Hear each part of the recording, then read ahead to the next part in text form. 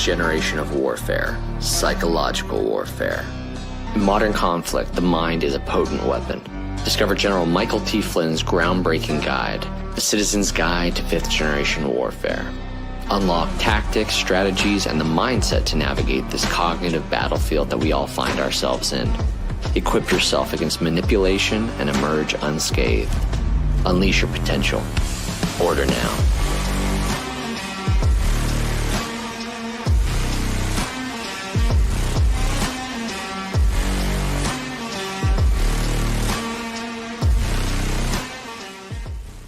I'm excited to announce that we're having our biggest 3-in-1 sale ever with a limited edition product, a back in stock special, and a closeout deal you won't find anywhere else. So go to mypillow.com or call the number on your screen.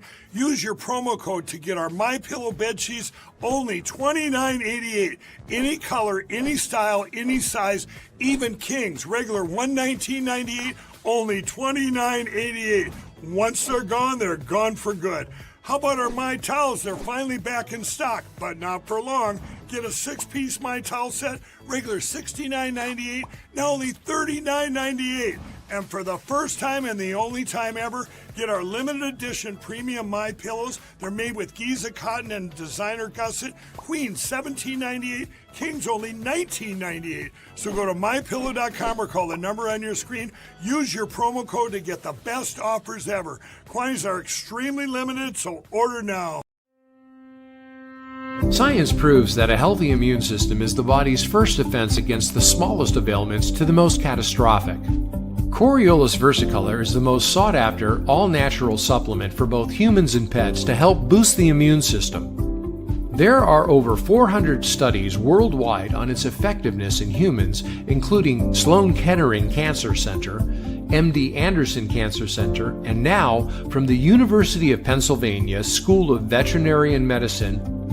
Together, we can help reverse this terrible tide now plaguing your loved ones and give them the immune-boosting supplements that they need.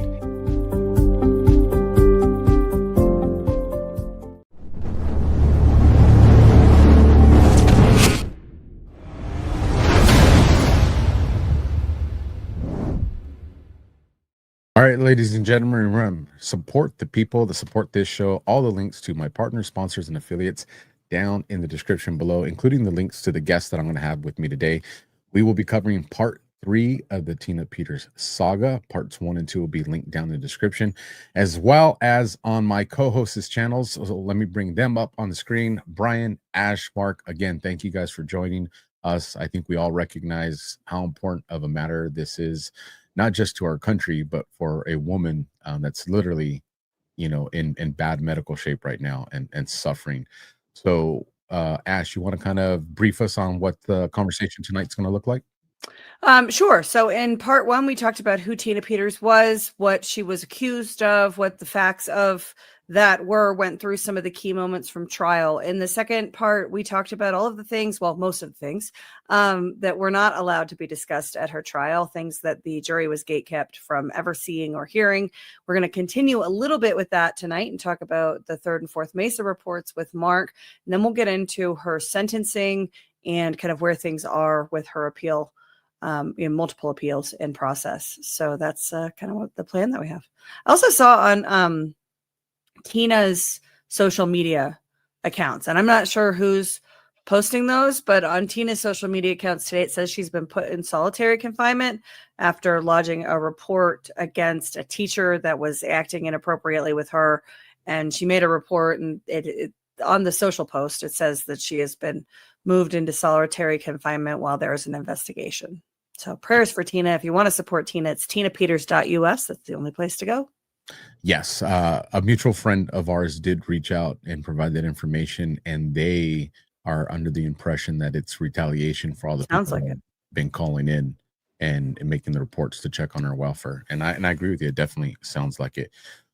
So the Mesa reports, what exactly is this for people that are hearing this term for the first time? Well, the Mesa reports are the reports that were generated by various experts based on the images that were taken in Mesa County. So We've spoken in both of the other parts about the trusted build, which is kind of the central event in this saga. The trusted build is where the vendors and the Secretary of State approve a new golden image for the machines in the run up to the next election. And it is asserted that it wipes the logs and all of the records on the machines. Now, the Secretary of State's office and all of their experts will say, no. We've retained everything that we're required to retain by law. I think that the experts that produce the reports and other experts like Colonel Sean Smith, who we had on part 2, and Clay Parikh, who Brian and I have had on Why We Vote several times, would say that that is a misinterpretation of the law and that things like system operating logs absolutely do need to be retained. But the trusted build is wiping election records, and whether or not they're retained is a different matter. That's the central event of this saga. Tina Peters employed Conan Hayes to take images before the trusted build and after the trusted build. We have those two images to compare to each other, and the Mesa reports are the reports that have been done comparing those two images. Mark, is that fair? I would say that's fair. Yeah. Reports 1 and 2 are my work and Doug Gould's. Doug Gould's name is on it. My name's not on it. But I did do all the work.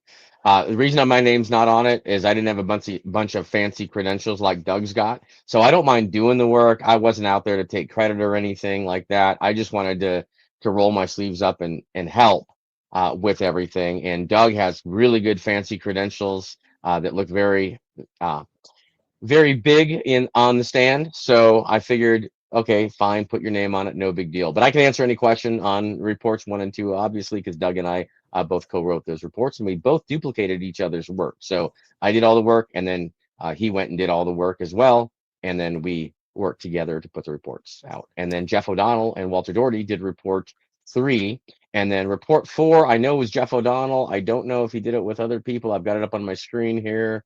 I'll have to look into that and see, but I know Jeff's got it here on mesamadness.com. If anyone wants to find the reports, all 4 of them are on there.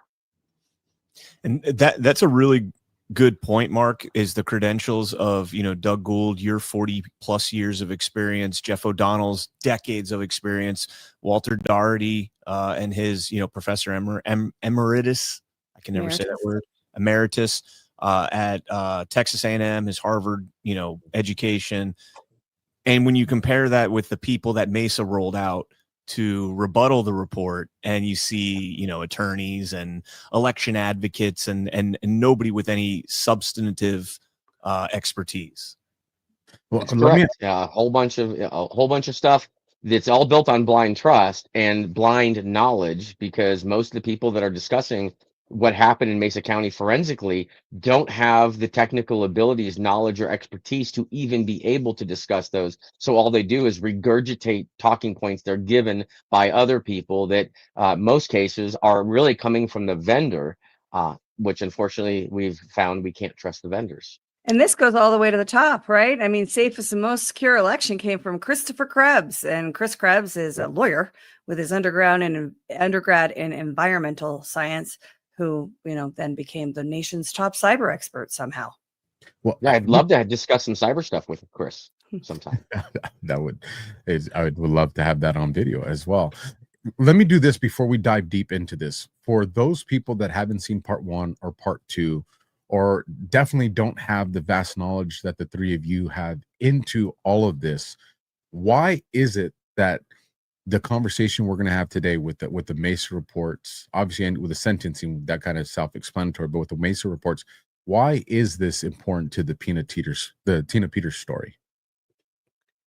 Yeah, I did a little Marine dyslexia. Right? Forget. I think the truth matters. And as we started part 1 with, there are a lot of different narratives about what happened with Tina Peters, what happened at her trial, what happened in her sentencing, why she is in prison for 9 years unless something happens. There's a lot of stories told about that. I think that what we see certainly here in Colorado at the local level is a lot of confirmation bias.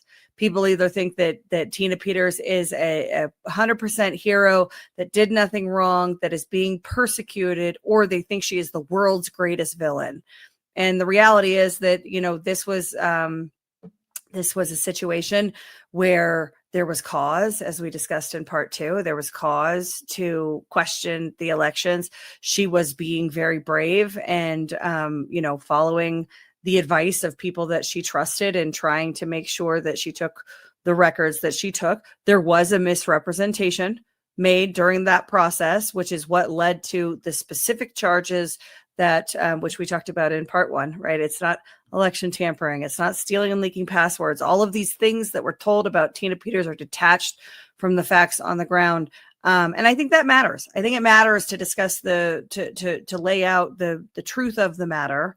If you're in a court of law, the finder of fact, whether that's a bench trial with a judge or a jury trial with a jury, the finder of fact is attempting to find the truth of the matter. I think that's a good orientation to have. And we all want Tina to get out. I think when the facts are laid bare and we look at what actually happened in the taking of the images, in the prosecution as it unfolded, the investigation into the prosecution, into the trial, and what happened in her sentencing and what is happening to her now, I think when all of that is laid bare, it becomes very, very clear that she is being unjust. It's cruel and unusual shit that's happening. And, when that's laid out, then that should reign, and the truth matters. And Tina Peters should not be in prison for 9 years for lying to Jenna Griswold's team. That's just stupid.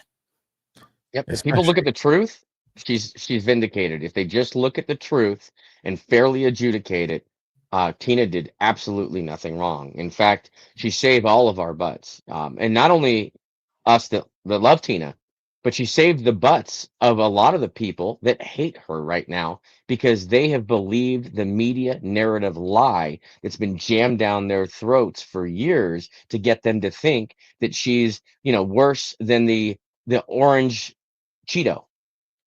Literally, it's the same scam, the same influence operation to discredit her, and with lies upon lies upon lies. And these poor citizens who absolutely think she's the most evil person in the world don't realize what a true amazing hero she actually is, standing up to protect the rights of those that even hate her.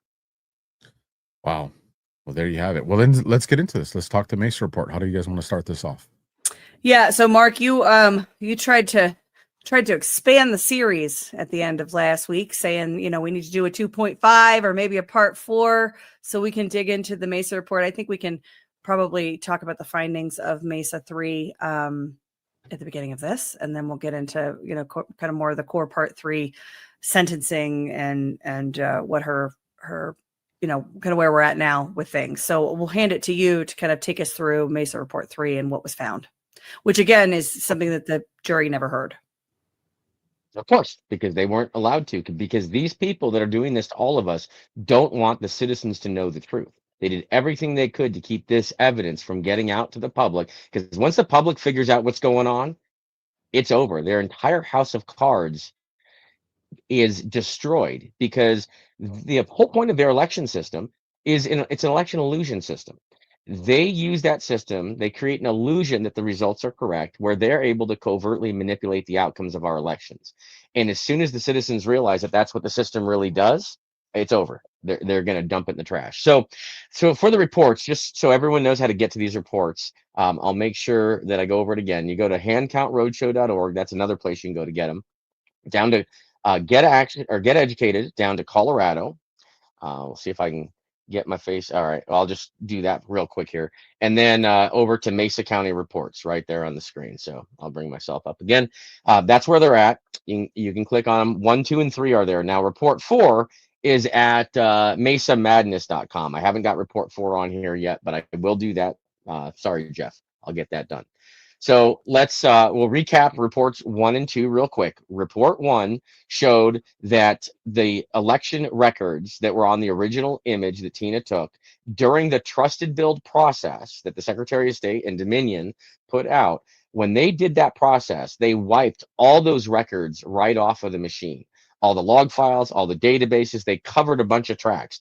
It's the digital equivalent of walking into a crime scene with a bottle of Windex and a rag, and they just wiped all the fingerprints. That's what they did digitally to that server, and report 1 shows it picture by picture. Report 2 shows that Chris Krebs is wrong, and that Jenna Griswold is wrong, and we don't have the gold standard elections. In fact, report 2 shows there are hidden back doors in the voting system created by Dominion that allows someone that knows how to use those tools to manipulate the results in the election, manipulate results, manipulate votes, manipulate candidate names, get into the encryption keys to then make changes to the tabulators. You got the keys to the castle. And that's what report 2 shows, is all that stuff is right there, and it's built in there by Dominion. And then report 3 shows that the funny business that we found in those databases, it shows what that actually was. So, and this is Jeff O'Donnell and Walter Doherty's report, so I'm not taking credit for the report. I'll just go through it with you to explain what I found here. So let me see if I can, well, let's see here. I'm trying, how do you want to do the video? Do you want me to share the screen as well, and you can throw it up there? Yeah, if you can share the screen, right, that would be better. Let me do that here. I'll get here. While you're doing that, Mark, have you looked at the Coffee County image at all? No. Can't say. Okay. Because they had that backdoor access in Coffee County on the primary runoff night, or excuse me, not primary, on the runoff night. Well, I can say this. I can say every image I have looked at of Dominions has these backdoors in it. Yeah. They used it, and they caught them using it. I would, I'd love to take a look into that in a little bit more detail. So report 3, we've got, there it is right there. We'll go to the executive summary, and essentially what the report 3 is all about is about these extra databases that are in there. So people understand, if you don't know what a database is, it's just like a file cabinet of information. And so it's not odd that there's a database on a voting system. I would expect there to be one. And some people say, oh, it had SQL server on it, or some people call it SQL server. It means the same thing. And they say that's a problem. It's not. Having SQL server on a voting system is, it's not a problem having it on there. And SQL stands for structured query language, in case anyone's wondering. Having a database server on a computer like a voting system is not a problem. It's not out of the ordinary. I would expect that to be. Now, SSMS is different, though. That's SQL Server Management Studio. And that is a separate program that Dominion installed that allows someone to get into the back door of the database server itself, bypassing all the Dominion software, and go right into the database. It's like if you had an airport and you've got TSA, you got to walk through TSA to get to the terminal. It's like being able to go through a side door, bypassing TSA and going straight to the terminal. That's essentially what SQL Server Management Studio does. And there's another backdoor utility called SQL CMD that I found on the hard drive. And there's a web server running with direct access also to the database server backend. So there's many ways for someone to get into that database server backend, bypassing the Dominion software on the front end. And how the voting system typically works in this Mesa environment is they've got all the tabulators. These are computers with scanners attached to them, connected to what they say is a private network, with the EMS server also connected to that network. And the EMS server is the server that has the databases. And so the officials put the ballots in the tabulators, and the tabulators feed the ballots through, and it tabulates those votes, and it puts those votes into processing databases. Then, after they're in the processing databases, it takes the votes in the processing databases and adds them to the totals in the totals databases. So these got separate databases, which is weird. I would never have designed it like that. But if someone was going to manipulate an election, they would design it with modular databases so they could just switch the middle databases out really easily without affecting the main database. It's much easier to do that when they're separate like that. And I'm not saying that that was their intent, but I'm saying if someone were to design a system to be able to manipulate elections, so one of them might design the system in a way that had multiple databases that they could easily modularly swap in and out. So what we found when we forensically investigated this system, and actually I'll pull this up so I can show you in real time what this is as well. I'll load it here in the background. And but I'll show you these databases. So what we found is a whole bunch of extra databases. They're called the two processing databases is the adjudicable ballot store and the tabulation store. That's the name of them within the system. Then you have the main database, which is the election database. Well, the adjudicable ballot store and the tabulation store databases, there were lots of those in the system. It was strange how many of them there actually were. I couldn't figure out why would they have so many of those. And what I'll do is I'll pull the system up here and I'll show you a list of all those so you can actually see them with your own eyes. And I'll start that here in a second. Yeah, there it is. Okay, so when we looked at these databases, we tried to figure out why do they exist? Why do all these extra databases? Like for every election, there's all these extra sets of these databases, and it didn't make sense. And we looked at when were these databases created? And we noticed one set of them was created 3 days during the tabulation process. So this is as they're tabulating votes, they're putting the ballots through the machines. 3 days in the middle of that process, this extra set of databases was created. And then we compared the two sets of databases. And that's what this report goes over. And when they compared them, we looked at not only the 2020 general election, but also the 2021 Grand Junction municipal election. And this municipal election here, this is the one that got Tina originally very suspicious about something going on because the entire city council was wiped. The all conservative city council was wiped and replaced with all progressive candidates. And remember, one of those candidates had just moved there 3 months prior. How do you move to a city and in 3 months you win city council? I mean, you have to be an amazing candidate to be able to pull that off, right? And the citizens had no clue who these people were. They had no clue how they won an election. And that's when they contacted Tina, and Tina told them, I'll look into it. We have the ballots here. We can run them through again. If there's a there, I'll find it. And that's a quote what she told me. She told them all. And I've had citizens tell me that's what she said as well. So when Jeff examined these databases, we looked deeper into them. In the 2020 general, this extra set of processing databases that got created, you can see here, there was a digital reloading. They moved 20,346 ballots from the original processing databases to the new processing databases. But 58 batches, as you can see right here, did not have their digital records copied to the new database. So 58 batches were left out of the new set of processing databases. That's bizarre. First of all, why would an extra set of processing databases be created in the first place in the middle of the tabulation process? Second, if a new set was created, why wouldn't it have been an identical copy to the original set? And why would there be 58 batches of ballots, which are 5,567 ballots, missing?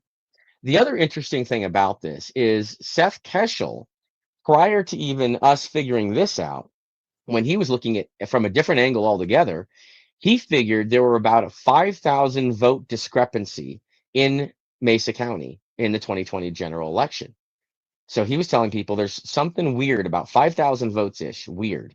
Well, we pull these databases up later and see 5,567 vote discrepancy in the digital data that Tina preserved when she got that forensic image prior to the trusted build, which is really the untrusted digital wipe. And that's what we found in there. So interesting that, 5,567, pretty close numbers. Then in the municipal election, the 2021 Grand Junction Municipal, that city council race, found the same exact thing. An extra set of processing databases and 46 batches that didn't exist in the new set that existed in the original set of processing databases. Very bizarre. And then when I was working with Sandy Brown, because after all this happened, we're trying to figure out what's going on in Mesa County. So we're interviewing everyone. I was interviewing, of course, Tina extensively, and Sandy, who was in charge of the elections there, interviewed her and asked her, okay, what happened? And we ended up asking her this: what happened during this election? Do you remember anything weird? Because we knew that these extra processing databases had been created, and we're trying to figure out what triggered this creation.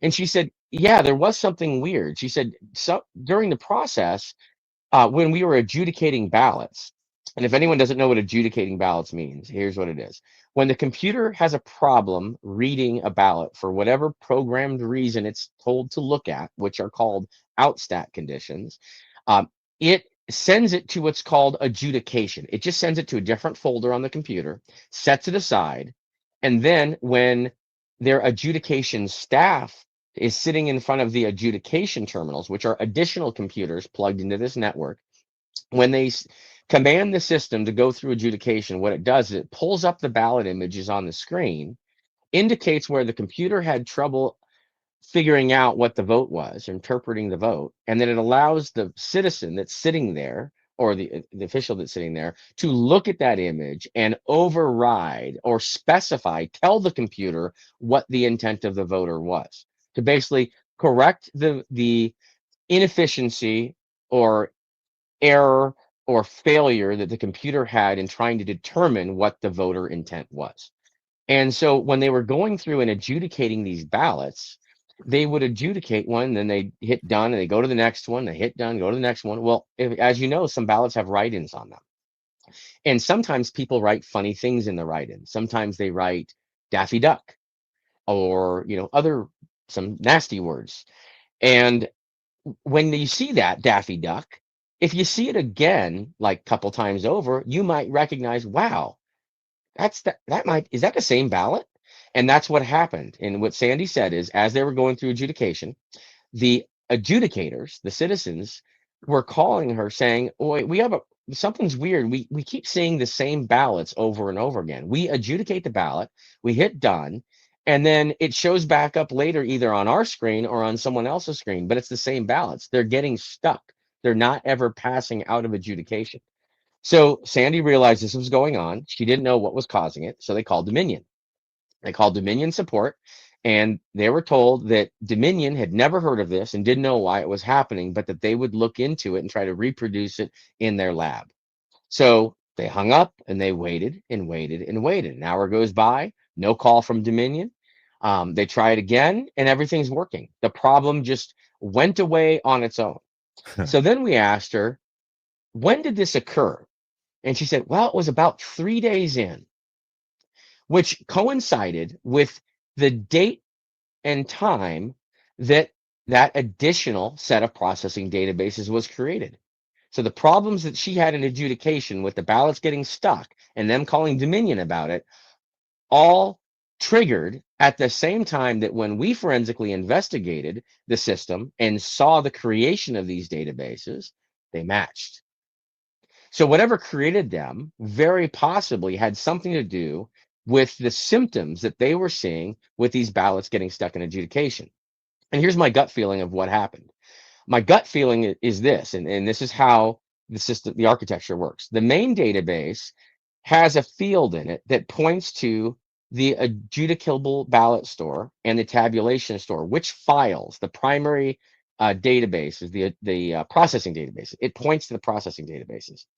And if you have, let's say, a different set of processing databases, that pointer could be moved to point to this other set instead of the original set. So here's what I think might have happened. I think something triggered it. What triggered it, I don't know. But a new set of processing databases was created. I think the server was pointed at the new set. And I think the adjudication terminals were still looking at the old set.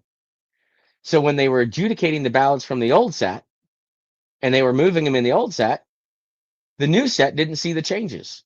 So it kept stuffing them back into the same pile again. I think something like that happened. I think something got out of sync between those old processing databases and the new processing databases. But the answer as to why they had two sets of processing databases, no one's ever come up with. But that's what this report is all about. And it's about the other weird things that were found in these processing databases. So I'm going to scroll down. I want to show you. Yeah. Before you move on from that, can I just ask you, are you're familiar with the Williamson, Tennessee bug? Maybe. What is it? The QR code signature mismatch that put ballots into a hidden provisional folder. Oh, I am aware of some counties with QR code mismatches.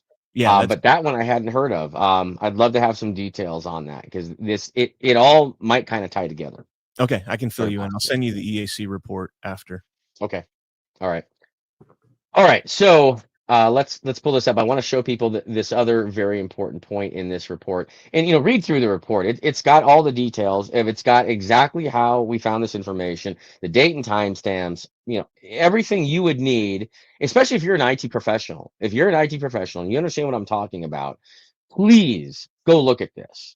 And I didn't put the images out, but I will say the images are out online. If you search for the Mesa County voting system images, they're out there. Someone did put them out. So if you got them and if you're smart enough to understand what I'm talking about, then you're probably smart enough to know how to mount the images and examine this for yourself.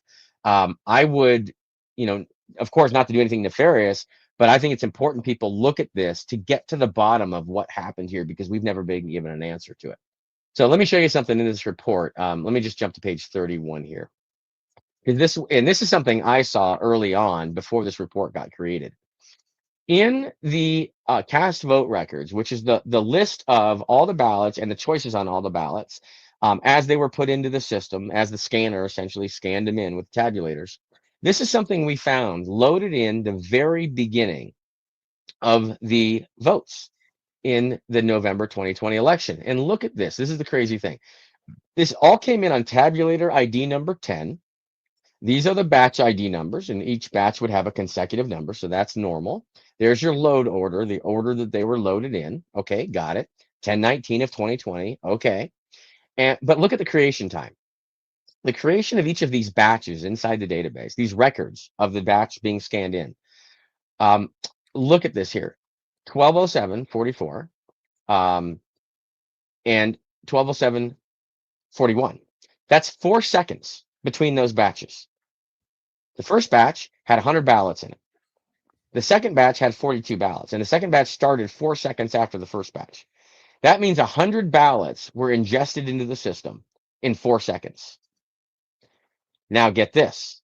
The scanners that they have attached to the tabulators in Mesa County can't even physically scan those ballots that fast. The rollers can't even pull the ballots through the scanners 100 ballots in 4 seconds. That can't even happen. Not to mention the processing time and tabulation time and all that.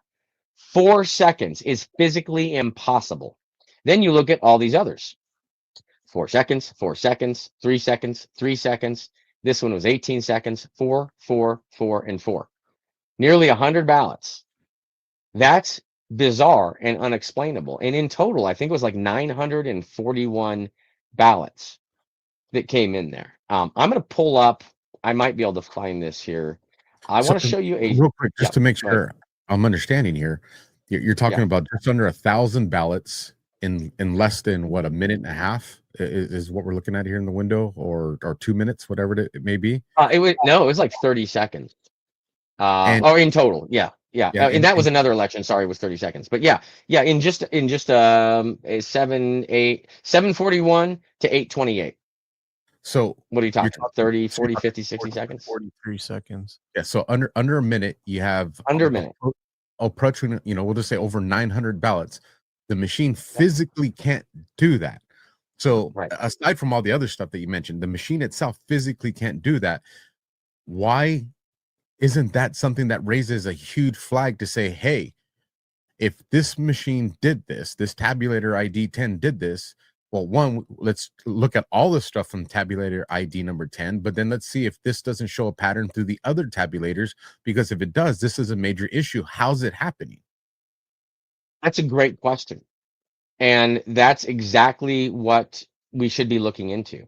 And that's what should have happened when all of this was found. And I did find it. Fantastic. Okay, let me show you this here.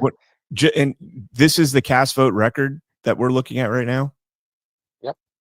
And this is on the cast vote record. And this is provided by the state or by the government.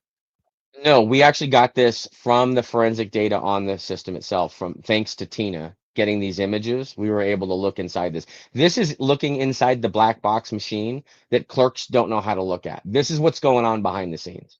Has anybody tried to FOIA, or did anybody try and, or I guess you guys call it Cora out there? Has anybody tried to do a Cora and get the cast vote record from the county and see how they rectify this in the cast vote record? Not that I know of. Maybe some people did. I don't know if the county even exported this. I don't know. But this is the data. So if they exported the cast vote record from the system, this is exactly what they would end up seeing. Okay. Now, is this part of the information that would have got wiped out during these cleaning? Absolutely. Wow. It would have been, yes, this detail would have been wiped out. And maybe some of it might have been backed up in their little Dominion backup software where they back up the election project. But I would like to look at the actual cast vote record files that the election officials looked at versus what was actually in the database. I think that would be really important. Yeah. Didn't that DU professor guy just go back and edit cast vote records from, I think it was Arapahoe County, for the 2020 election just this summer? Yeah, back in February. Yeah. Apparently this guy Kurawaki, this is according to Arapahoe County, contacted Arapahoe County and said, "Hey guys, your cast vote record from 2020, 5 years ago, is wrong, and you should look into it." And then after all the citizens have been complaining for 5 years and they ignored them, they decided, because Shiro Kurawaki, from an assistant professor from Yale, this nobody that doesn't even live in Colorado, calls them and they're like, "Oh yes, we'll jump right on that." And then they had all their experts look at it and they said, "Oh yes, we did have something wrong in there. The cast vote record was wrong. Here's the new one." Yeah. And they put out this new cast vote record 5 years later. Yeah, 5 years later. 5 years later, they replaced the cast vote record. So any auditability done, Gone. Absolutely gone. But it's also my understanding that citizens were speaking before, I think maybe it was the county commissioner board, just a week or two before that change, and raising concerns about election data specifically. And then this professor comes out. It's like, "Oh, hey guys, there's a problem here that I just totally found in my academic research. Nothing crazy, but you guys should look at this." And then they changed the cast vote record. Wow. Yeah. And there's some very interesting things about Mr. Kurawaki as well. And he's got some very interesting connections as well. We don't have time in this show to do all that, but we'll do another one maybe with about Shiro. All signs so point in to this, Tommy. yeah, exactly. So here's a cast vote record in an Excel format now, okay? And here's the same batches that we were looking at a second ago. There they are. And Jeff graphed these. And what he did is he graphed the ratio, the Trump to Biden ratio. And that's all we were looking at that time, because remember, this is the very beginning of this. We're trying to make sense of all this. So we don't know exactly what to look at. We're just trying to look at everything. But check this out. This is really important. These batches here, I'm going to zoom in here. I should zoom in not that much. Hold on. There we go. Okay. So those batches right there are these red dots. Each of these dots represents the Trump to Biden ratio of that batch. Okay. Look at the craziness. Okay. We have these batches, and we'll move the graph so you can see the whole thing here. Oh, let's go this way. Okay. So notice they're all crammed into the same time slot, because remember, they all happen in less than a minute. So they're all right on top of each other. And look at the ratio. Do you know that the average for this was right at the 1.0? The average of those 941 ballots. Let's see, where are they? Yeah. Well, let's go back over here. It was exactly 50-50. Isn't that crazy? Isn't that just so odd? You have 940 something ballots that are scanned in faster than the machine can physically scan them. They all show up in less than a minute, and they have an exact 50-50 ratio between Trump and Biden. But Isn't that doesn't strange? Professor Halderman say that voting activity is just so random that you can't use tools like this to understand it, Mark? Yes, silly little peasants. You can't use math to explain this kind of stuff. But here's the crazy thing. The county is a heavy conservative county. The average for the county is like well over 70%. So how does this first 940 something ballots show up with an exactly 50-50 ratio in an impossible amount of time? Yet the rest of the county, totally different percentages. And in fact, mail-in ballots had a totally different percentage than the in-person ballots. And then you've got this stuffed in, I call it a preload of ballots in the system. What that preload really does is it increases the size of the denominator in the very beginning of the election in order to create and establish a 50-50 ratio. So as they add additional ballots in, that ratio doesn't change much from the 50-50. I don't know if that they did it on purpose. I don't know what their intent was.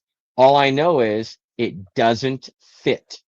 It's too odd. It's not natural. It doesn't fit the rest of the pattern. It's an anomaly that I think is very important to focus on. And the fact that those machines could not have physically scanned that paper that fast means there's no way it came in by paper normally. That's a digital insertion. And I doubt that paper exists. I doubt the 941 ballots had exactly a 50-50 ratio. I doubt that those ballots ever existed at that time. But the risk So- limiting audit showed that there's nothing to be concerned about as it pertained to this election in this county, right? Apparently, the risk limiting audit, yes, had no problems. And what they've done, so the public understands, and this is based on everything I've researched, they've designed the audit to avoid finding the manipulations.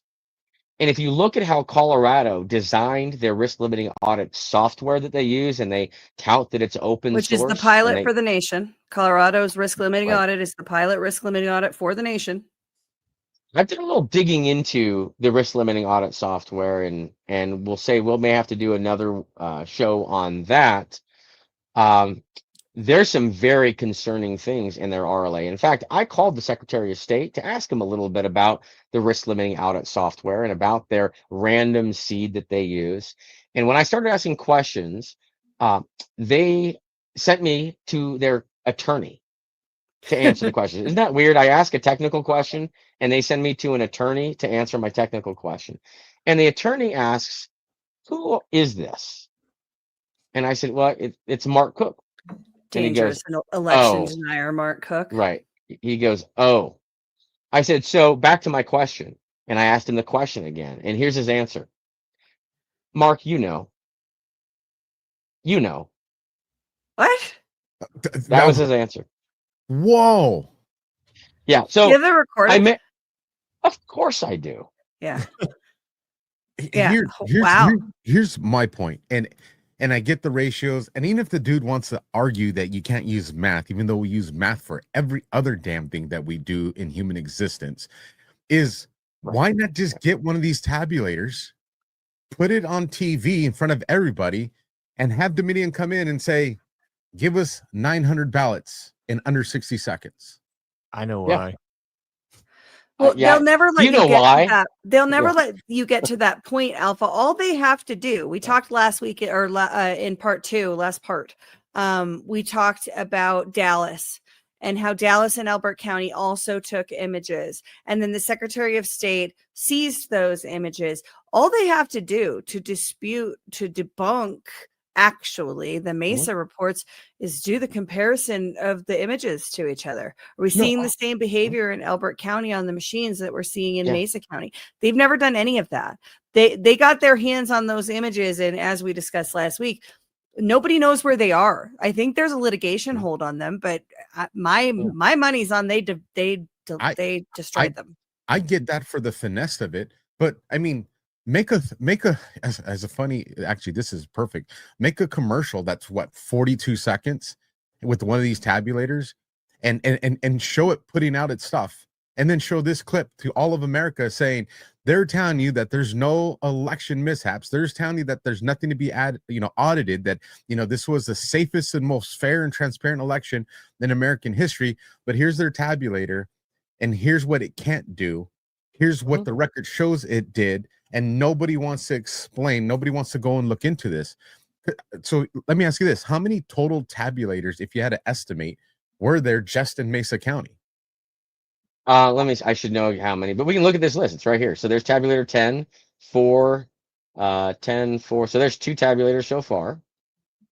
And there's 7, 2. a 7. I think they had 4. There's I think a they had 2 4 also, tabulators. 7 and 2. 7 and 2. Yeah, I think they have 4 tabulators total. So if you have 4 tabulators and at least one of them has an error, that means a quarter of your machines might have something wrong with them. Pretty fucking significant. Dude, there's no way we can trust anything coming out of these systems. And the whole point about them getting their hands on these images was to suppress the images from getting out, because they don't want the people to realize their elections are a facade. Yeah. Their elections are a joke, an illusion. They've been covertly manipulating these things for decades. And not for nothing, but this is similar, Brian. You'll remember this to the Judge Peter Thompson and Carrie Lake's thing. They in that trial, Carrie Lake's team proved that the mail-in signatures, the signatures on the mail-in ballots were being approved faster than humanly possible, right? Can't be done in the time period allotted. It's absolutely, to Alpha's point, someone needs to look at this, because this can't actually have, it's literally impossible for what the state is saying happened to have happened. And it ended up being, well, there you go. Check it out. Judge Thompson's answer. Well, there you go. There's the woodpecker. That's the woodpecker in Arizona. And this is real time. This is not sped up. This is how fast he was going through the signatures. Thompson's ruling was that you had to prove that they did it maliciously, ultimately. which is madness. Insane. We should not have to prove intent once we've proven that they didn't do the statutory thing, the thing that they're required by statute to do. When that's proven in any other domain of law, there would be an action taking place. But in elections, it's, well, it wasn't on purpose. And look, he even was adjudicating these signatures. And he wasn't even looking at Olson and Brian Blem on that. 100%. And Eric. Absolutely. Oh, do you know who was right next to him at the courtroom? Don't you? Ryan Macias. I was. No, Mark was there. Yeah. But remember, Ryan Macias was like down the hall in a room testifying. That was my joke. You guys. Yes, Macias and of course, Perkins Coie. They had their 14 attorneys right behind me. They sure did. Listen, these people know exactly what they've been doing. They're just pissed. These annoying little peasants. We won't let it go. We were supposed to let this go by now, guys. This was everybody was supposed to have moved on. We were supposed to have let it go, but no. Return the freaking diamonds. Amen. We're taking the diamonds back. Mark, how overt acts and a treasonous conspiracy. Is this similar to what they found in Maricopa County when they did the Giuliani hearings and were showing thousands of ballots front loaded in their very possibly. Okay. I haven't been able to look at that data. I would love to be able to forensically examine far more of these so I can see the patterns. The problem is we got one group examine this one, another group examine this one. I've been able to examine some of them. Some I'm not able to talk about, unfortunately. I wish I could have access to all of them, because I could draw some great parallels between all these and help explain these patterns to the public that don't fully understand all this stuff. It's not super complicated, but it's outside of people's normal knowledge base, so they think they can't understand it. Right. I can explain it to anyone. It's not complicated stuff. You got dots on paper. The scanner reads the dots. It determines what candidate is what dot. It puts it in the database. It adds the numbers, and then you pull a report. And if someone wants to massage the numbers in that database, they can do it then. They can do it after they pull the report. They can do it when the CVR is generated. There's a million different ways for these systems to be manipulated. But the biggest problem with all these systems is this. They push the citizens away from the election. And the fact that the citizens have now been removed from our election process and replaced with machines, we have no oversight. And because we have no oversight, we have no way to determine if we have a constitutional Republican form of government, which is an Article 4, Section 4 violation of our Constitution. None of these systems are compliant with our Constitution because we can't see it, understand it, or verify it. And if we can't do that, we have no idea if we have a republic. Yeah, Well, but explain- Brian, explain- didn't Judge Totenberg say that we don't have a right to that? We don't have a right to anything beyond casting a ballot. Your right as a constituent of American elections, as a participant, as the people, your right ends at the casting of a ballot. You don't Which is I say absolute no. bullshit, in How case it was anybody built. doesn't Right catch there. the tone. if you let's just for the purposes of the conversation, let's just stipulate it and said that they were right, which I know we all completely disagree with, but let's just say that they're right. Your rights end at that point. The sheriff is the highest law enforcement authority in a state, and what you guys are showing me, and I'm looking at this, through the lens of a cop, what you're showing me are felony crimes to defraud the government, defraud the people, theft, conspiracy. You're showing me multiple felonies. So if I'm the sheriff, I'm going to walk my happy ass in there, and I don't care what a judge says or anybody says, because I have the constitutional authority to grab that information, secure it in evidence. Patents don't mean shit to me. None of that means shit to me, because I'm the highest authority in the state when it comes to an investigation and law enforcement. And then I start doing my investigation. Or in and the then county, right? Highest in the county. or in the Okay. county, yes. Yeah. Here's And- the problem with that. You have to be a constitutional sheriff with a big set of balls or ovaries, And an election. and an election expert. And there aren't that many of them out there. I mean, God bless Sheriff Darleaf out of Michigan. He's a beast. And that's what I was going to absolutely- say, Mark. What Alpha Yeah. is describing of what the sheriff should do is what Sheriff Darleaf did, right? Absolutely. Every sheriff needs to do this. But here's the problem. Our sheriffs, a lot of them have already been replaced by using this system. People have utilized this system to replace DAs, sheriffs, judges, etc. We're already past that in many places. So we've got sheriffs that aren't even real constitutional sheriffs in these positions, like Carbon County, Montana. There's a perfect example. There was a clerk there, Crystal, who was running for re-election as clerk. She got in there in the middle of the night. She was in there by herself. We have her on video doing this. She goes and grabs a stack of mail-in ballots. She goes into the back room.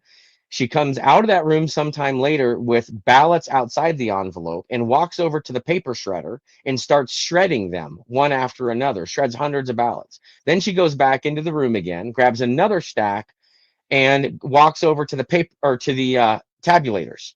I don't think she confused the paper shredder and the tabulators. They're two different machines. They do different things. One makes a They both grinding accept paper, noise. though. They do both accept They both- paper. Maybe that's why she got But- confused.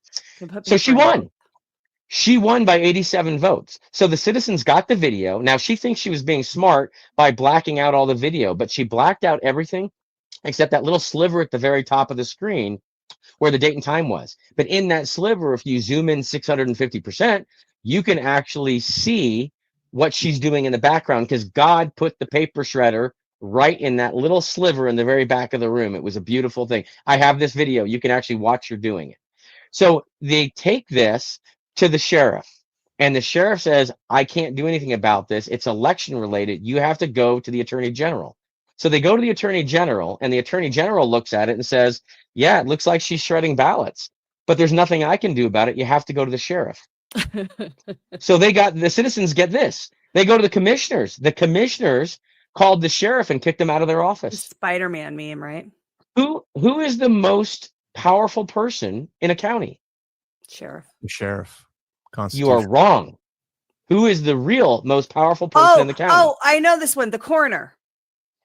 No. The Okay, is who runs the coroner election? The only one that can arrest. Who runs the sheriff? elections? Oh, the clerk. The clerk.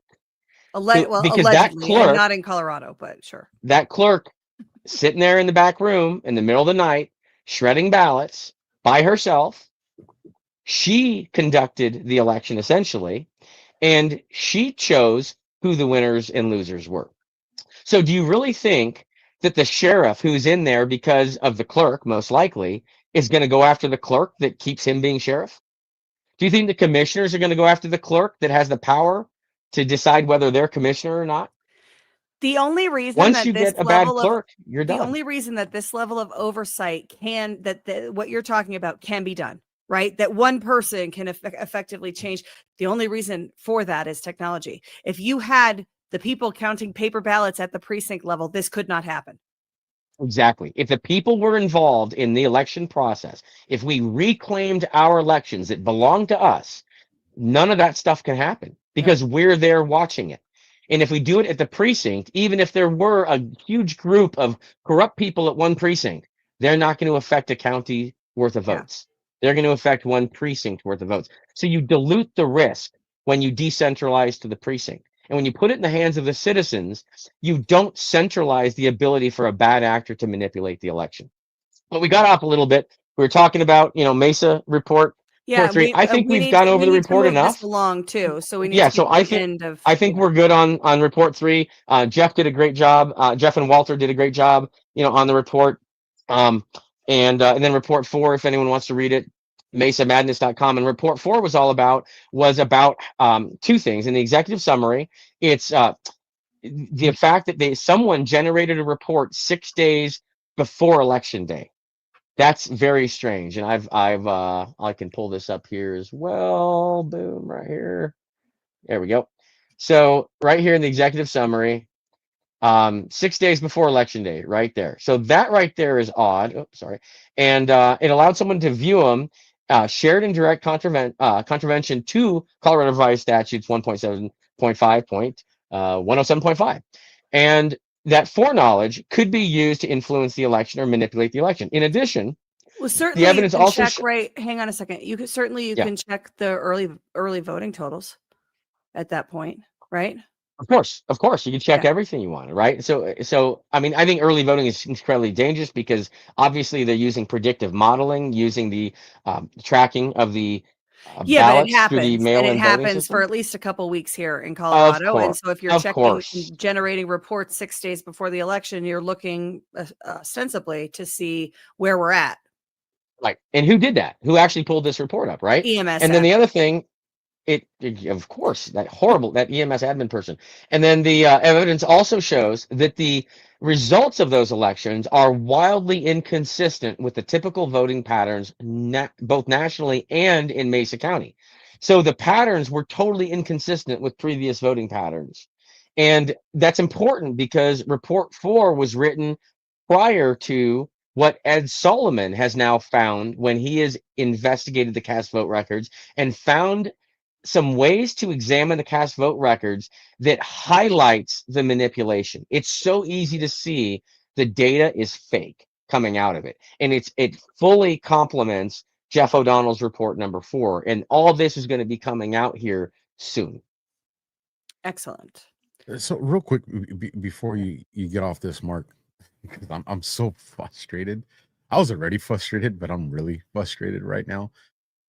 Am I misunderstanding that it doesn't matter whether we're doing a paper ballot or whether you're checking a box on a machine, whatever the mechanism to count that is the only thing that really matters. And if that's compromised, we're smoked.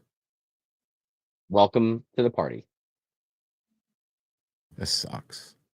Yep. But Now the cool thing about it, as bad as it is, it's an easy fix. All we have to do is reclaim our elections. All we have to do is run our elections ourselves, voter rolls back to the county, sole custodianship in the county, make it totally transparent, and then the citizens run their own elections. We vote in person on election day in small precincts, decentralized, close to your house. So you don't have to travel far. The votes are counted by us, we the people, right there in the precinct on election night. We get results that night in every single precinct across the entire state and country. And we publish those results ourselves to all of us, to our election officials, to the rest of our citizens. Everyone gets the precinct level results because we are all smart enough to add those precinct level results to get to our county results, add the county results to get to our state results, and we can add the state results to get to the national federal results. It's that easy, but none of us are doing it right now. Yep. Anything beyond the precinct level, anything reported out of the precinct level is read only. That's it. It's the Absolutely. precinct Absolutely. is the master source of truth. Centralization You got creates it. complexity, and complexity breeds and hides corruption. It has to be decentralized, and it has to be the immutable ledger at the most decentralized. So you can read it, you can submit all the stuff, and everybody can add it, but we don't have a bunch of different results. This is what's going on in El Paso right now. El Paso County for the November 4th, 2025 election. One of the canvassers down there was like, hang on a second. The election night numbers from El Paso County and the Secretary of State's don't match. And in my, I'm sitting there going, well, yeah, I mean, they never match. Like, they just, Yeah. And I'll tell you what, I'm in Nebraska right now. I just did in Douglas County in Omaha. I did a presentation last night. So just so you know, Nebraska, they've been instructed, every clerk in Nebraska has been instructed by their Secretary of State not to release cast vote records, and not even to save cast vote records, not even record cast vote records. Montana also, they've all been told don't release any cast vote records to the citizens. So no one can even get their hands on the cast vote records.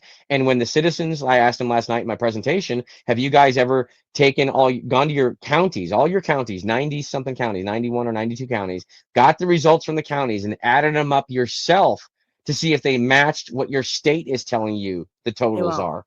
And they did that, and they were off by 4,000. Yeah, they did never not match. That, And that's never the thing. So this is encouraging to me, because everybody in El Paso County is up in arms about this right now. They're really pissed off about it. But, Good. we were really pissed off about it in 2020 when we first realized that they don't match. And then in 2022, when they don't match again, and they never match. The difference is that people care now. And that's a good thing. Now they're looking. We weren't looking they're before either, looking, so we and they're never pushing noticed. the issue with CDOS, and that's a good thing, because this data hygiene problem that we have, which is the nicest way to describe what's going on, they're blaming CDOS is apparently blaming some sort of software glitch for it, but it's not a new software glitch. It's an issue that they've known about for a decade, that they haven't fixed, and they like the ambiguity. They like having the plausible deniability of, oh, that was just a bad data set, or oh, there was a glitch, or oh, there was this, or oh, there was that. They like having that. They do, and they takes some of the heat off them actually having to be accurate with U.S. elections. And they even purposely leave people in the elections that make errors. They want error-prone people in there, because when people make a lot of mistakes, it clouds everything. And those errors, it allows them to hide manipulation underneath the real error. Which is exactly what they said, right, about the databases in the Mesa Report 3 was, it was a human error. It was, she was sitting at she did something when she was sitting there it's even at worse. the computer. They blamed it on Sandy, okay? And then Sandy, who was totally supporting everything Tina did, I was with Sandy side by side at a conference table when we were looking at these cast vote records. In fact, we were looking at this graph right here, me and Sandy. And when she looked at this data, she had never been able to see it before. She didn't know how to pull it up. She looked at this and saw it, and she started crying. She burst into tears. This is Sandy Brown of Mesa County. Burst into tears, head in her hands, when she realized what was going on, and because she felt so embarrassed that she didn't see it happening. And then fast forward a little bit, Sandy Brown turns on Tina and blames Tina for all this. Something caused Sandy to totally change her tune, to once support Tina, be there side by side, trying to get to the bottom of this. She's pissed that this stuff was going on. She wanted to expose it. You got it, right? They went and threw her in jail. They scared the heck out of her daughter, scared her. And then all of a sudden, magically, Sandy turns. And the same thing, I'm sure, happened to Gerald Wood, that little, I'm not going to say we're gonna move on from this topic in the interest of time. I think that Brian, we should shift and talk about, are there specific parts of the closing arguments that you feel would be good to play, or should we just go right to sentencing?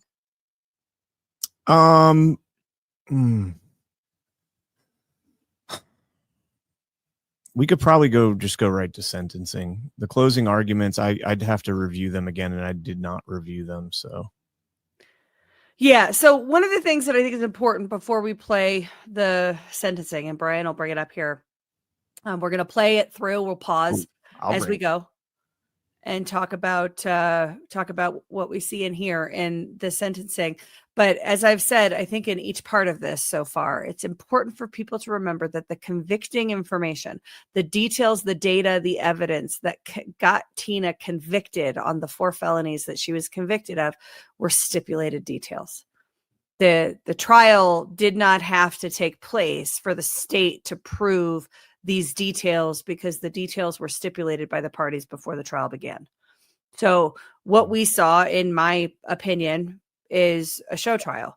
It was a trial to make it appear as though the state proved their case against Tina Peters, whereas what actually happened is that all of the convicting information was stipulated to. They went through kind of a dog and pony show of questioning witnesses and all of these kinds of things. But when the jury was given the case to decide what happened, the guardrails for the jury tied the conviction, like the what constitutes a conviction on each count, tied it directly to the stipulated details. They had no Just like they room. engineer our elections, they engineered the jury instructions as well in order to Exactly. produce the result they wanted. Yeah, the jury could not, unless you had some Lysander Spooner type of dude sitting on the jury looking for an opportunity to do jury nullification, which will get you arrested, right? Unless that was unless that person was on the jury, there was no way they were not going to convict. And if because of the that's the final thing I'll say, and then we can play it. If we go back to part 1 and the jury would signal messages, right? The state didn't appear to know that existed. That was impeachment evidence that was produced. So they did the Tina Peters defense team didn't have to produce that in advance because it was information they were using to impeach a witness, the witness being Jerry Wood. That got the jury to reasonable doubt on those charges, and Tina was acquitted on the charges pertaining to the identity theft of Jerry Wood. That likely, in my opinion, and nobody knows, right? This is total speculation based on us watching it and everything. If Tina had been able to talk about her intent and present, other information as to the cause for why she did what she did, the manner in which she did what she did, and speaking to her intent and whatnot, she could have potentially gotten to reasonable doubt on the other charges as well. However, the way that the jury instructions, to Mark's point, and the guardrails provided to the jury by the judge, the way that all went down, there was really no other option. And I guarantee you, they did not expect them to get to reasonable doubt on the Jerry Wood stuff. They were pissed off and shocked by it.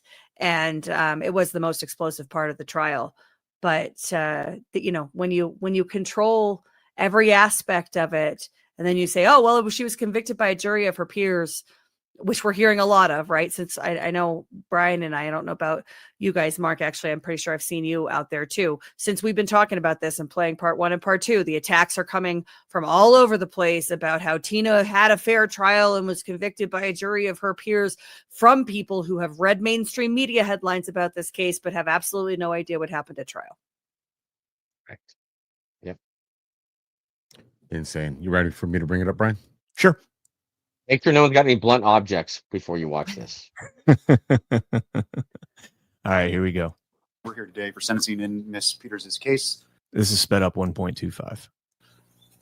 Before I get into my comments, I'll enter judgment of conviction consistent with the jury's verdicts as to counts 1, 2, 4, 6, 8, 9, and 10. As it relates to fines, fees, and costs, a $2,000 fine will be ordered as to counts 1, 2, 4, 6. As to counts 8, the maximum fine will be imposed. Counts 9 and 10, $1,000 fines will be imposed. You retain the right to ask me to reconsider any sentence I impose under Rule 35B. You have the right to appeal any sentence I impose. If you want to end the judgments of conviction, if you wish to do that, you need to do it within 49 days of today's date. The protection orders will remain in place during the life of this sentence. Conditions 6 and 7 are vacated. However, you can ask your lawyer what that means. If you are ever sentenced or today sentenced to the Department of Corrections, then I'm required to inform you that the time I actually impose or that may be imposed is not the amount of time you are likely to serve. It can be and very likely will be reduced by your accrual of good time and earned time credits within the department. meaning that the better you do in prison, the more programming you take advantage of, the sooner you'll be released. I want to circle back to the request from earlier today in terms of the motion for a new trial based on a Brady violation. To the extent I needed to make findings on that today, I'll note that 1, the motion could have been filed weeks ago.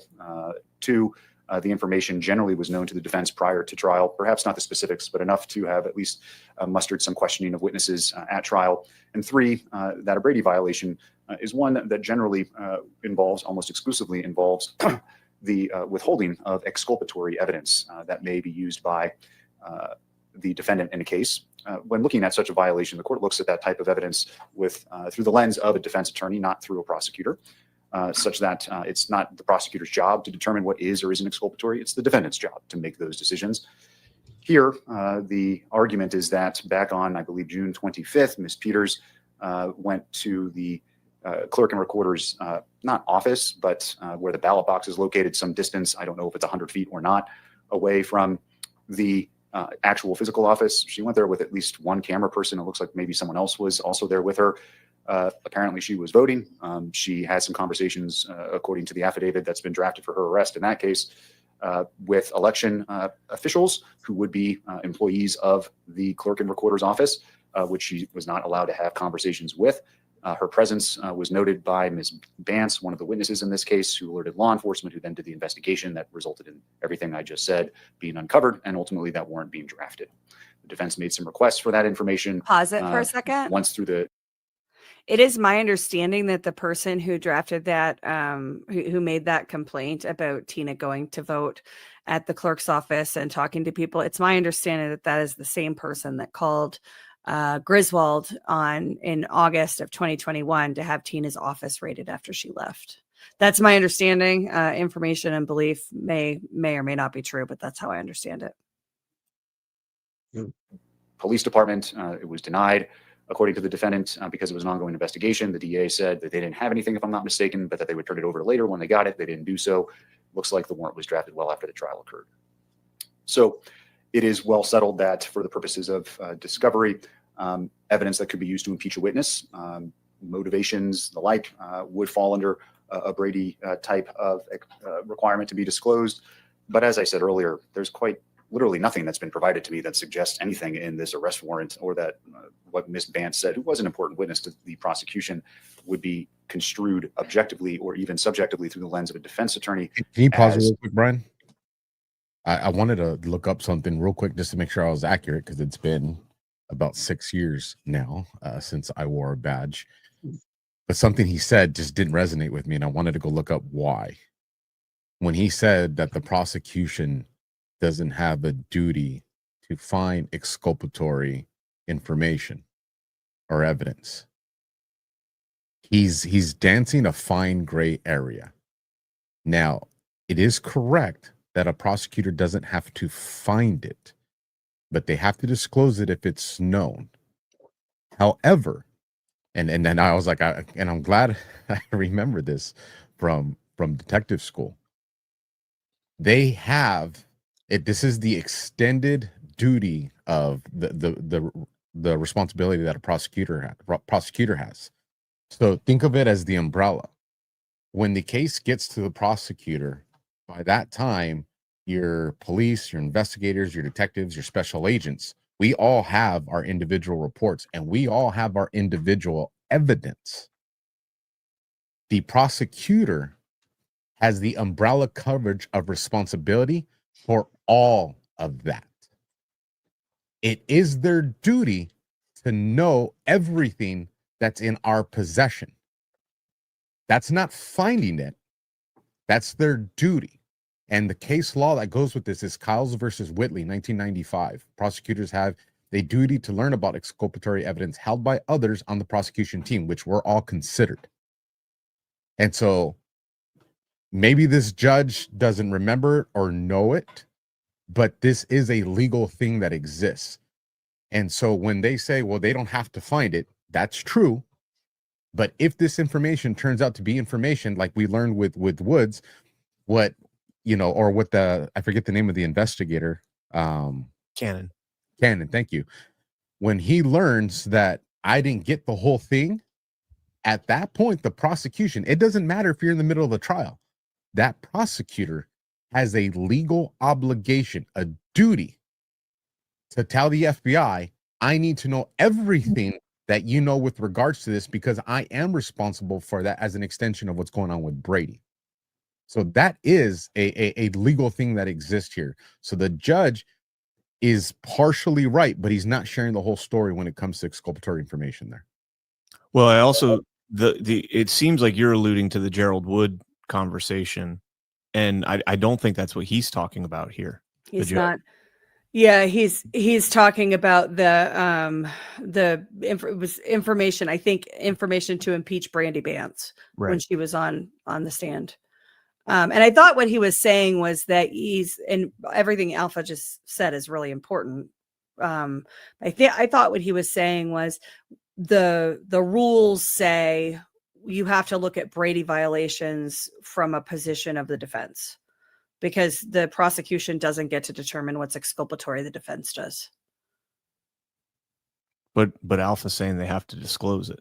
Yeah, 100%. Those two things aren't at odds, though. Right. Yeah. Okay. And by the way, your logic, Alpha, should have been applied to Gerald Wood.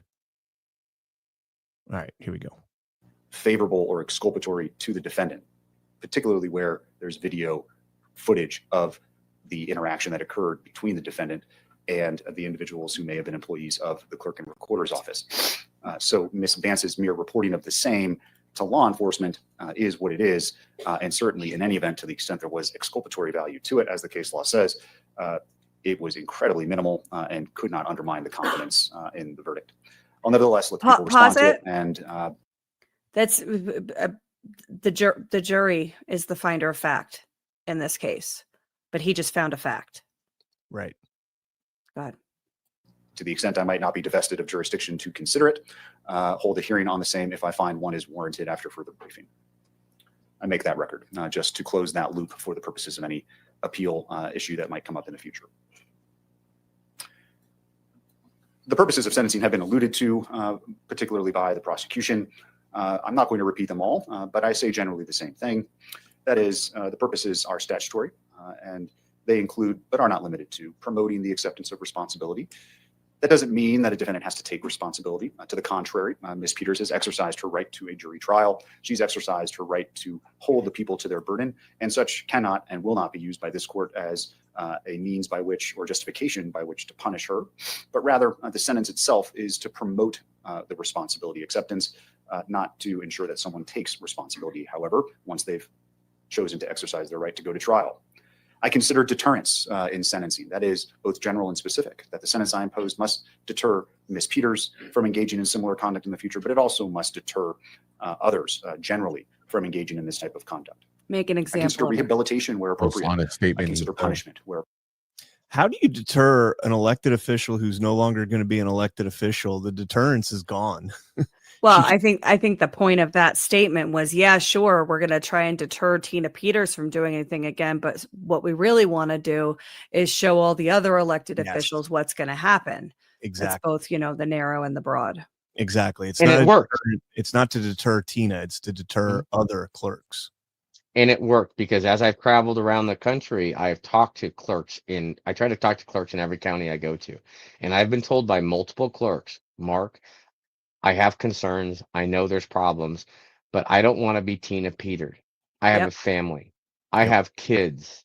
I have my husband. I've heard that from people. They are too afraid to be Tina Peters. It's disgusting. I don't want to be Tina Peters is absolutely something I have heard from people in other states as well. Clerks in other states. Yep.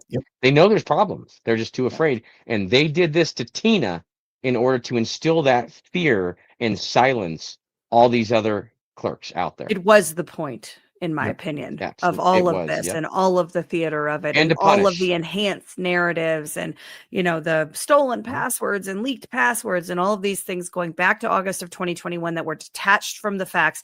The purpose of this saga has been exactly what Mark just said. Don't let anybody else get any big ideas of questioning our elections. And it was also to punish Tina, is to punish her, to make her pay for exposing what she exposed. And the process is the punishment. And what they're putting her through right now, even being in solitary confinement, all of this is about punishing her Even because if it gets adjudicated fairly and people look at the evidence, she's fine. She will absolutely be freed if this is adjudicated fairly. But they are trying to put her through hell right now, and they're trying to kill her right now, so she never even makes it to appeal. Appropriate. I also must ensure that the sentences I impose are consistent among offenders similarly situated, but I must also impose a sentence that is designed to meet Ms. Peters' unique needs. Here, the defense has, and Ms. Peters in particular, has remained quite defiant, which is her right, but certainly not helpful for her lot today. And in arguing why I should impose a particular sentence, she tells me about her ailments, her loss, her struggles in life. But in reality, for those of you who may have been here earlier this morning and seen some of the folks who occupied that chair before Ms. Peters, there could be not much in the way of a comparison in terms of the type of sympathy one would extend to Ms. Peters. Those folks didn't have 4 lawyers representing them. They didn't have a team of assistants helping them. They're not getting rides in private jets all over the country.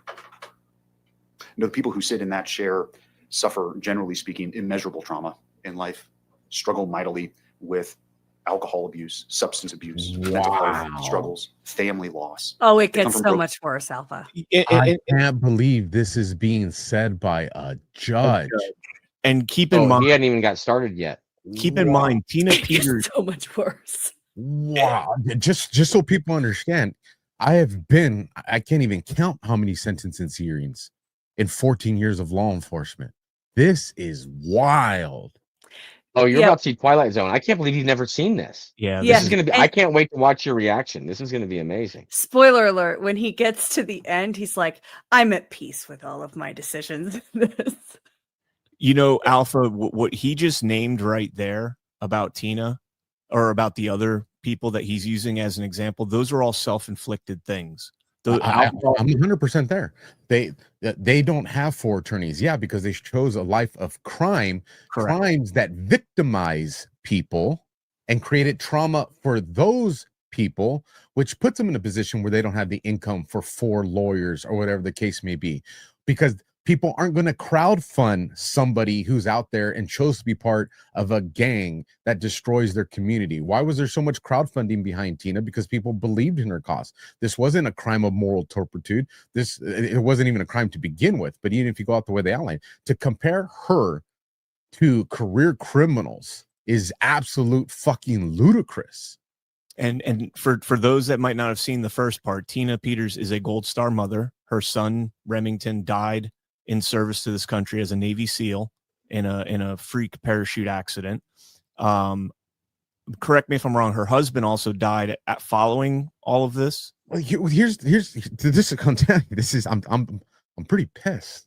And didn't hold on one more second. And her dad. I was going to say, so she's lost her son in a training accident in service to this country, her husband while all this was going on, and her father. And he's comparing that to alcoholism, substance abuse, and other things, which, granted, tragic. They're self-inflicted. None of those circumstances that they're talking about with Tina that she's using for compassion are self-inflicted. She lost her father while she was in jail in Mesa County. She was in jail the night her dad passed. Those are things you can't correct. That kind of stuff. This is October 2024. This is the Biden's administration when all this is happening. And the reason this pisses me off so much is because this is the upside down world that Obama, I would say, first started, and then Biden definitely accelerated this.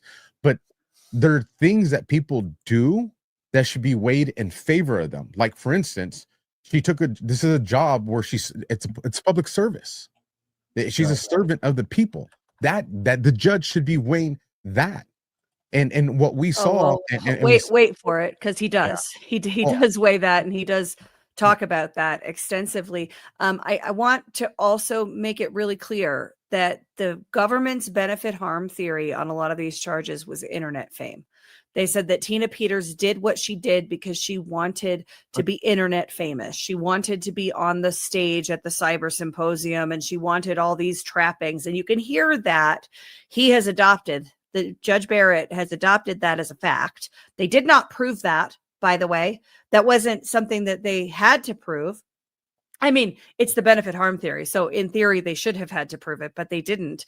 And Tina Peters was prevented from bringing any information about her intent, why she did what she did. So she couldn't dispute their benefit harm theory of why she did what she did, just kind of stood as a found fact. And you can hear him basically citing it here in sentencing. This is another example of she was not allowed to bring her affirmative defenses against what he is saying now.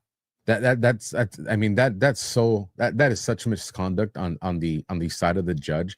If he wants to weigh in internet fame as this is the intent of why she did it, he can do that if he allows her to present the argument or defense of why she did it. And then he can determine based off of what he heard, whether he believes her or if he doesn't believe her. But if you're going to completely negate her ability to even launch a defense, you can't then judge her on something, because then what you're saying is, I predetermined this before it ever even started. So she didn't stand a chance when it came to that. But this is what we saw this with the J6ers. We saw this with the parents at the school board meetings. You had parents that were prior military, prior law enforcement, had some type of career choice where they were a first responder or a veteran. And rather than the government say, hey, these people chose paths of service, it was weaponized. And I know because they wrote it in my arrest declaration. Yep. Because he is a United States Marine, he's fully capable of inflicting death. Because he was a law enforcement officer, he's capable of exercising violence. What? Since when have we looked at those institutions as places where people become corrupted and evil? No, because if you were to rewind these cases back 15 years, the judges actually reduced people's sentences that came from career choices like that. You know what? This officer made a really bad choice here, and the jury found him guilty. But because he's led a life of the last 10 or 20 years of service, I'm not going to impose the maximum penalty. As a matter of fact, we're going to give him a reduced one because of the life that he chose. And instead, what you're seeing here is people are being penalized for that. It's crazy. All right, here we go. In homes, Let me back it up a little bit. struggle with alcohol abuse, substance abuse, mental health struggles, family loss. They come from broken homes. The cards they were dealt were never the cards that you were dealt, Ms. Peters. So when I hear you discuss your husband, who sadly passed away recently, your family struggles, and your son, who served our country admirably and made the ultimate sacrifice, I consider it. And I know, too, that he honored his oath to the country, something that is not lost on me when considering the circumstances under which you find yourself. Your age, limited criminal history, and the like are certainly somewhat mitigating. Your ties to the community are what they are, but your reputation at this point is poor because of what you've done here and after. Your lies are well documented, and these convictions are serious. I'm convinced you would do it all over again if you could. You're as defiant as a defendant as this court has ever seen. You don't have those histories of drug and alcohol abuse. There's no lifetime of trauma, not even close to the type of mitigating circumstances I would see from many folks who sit in that chair. No, to the contrary, Ms. Peters, you are a privileged person. To your point, she buried her fucking son. Yeah, who served this country, and you don't see that. That's not traumatic. But somebody who wants to hold up a crack pipe, oh, poor fucking them. That's the inversion.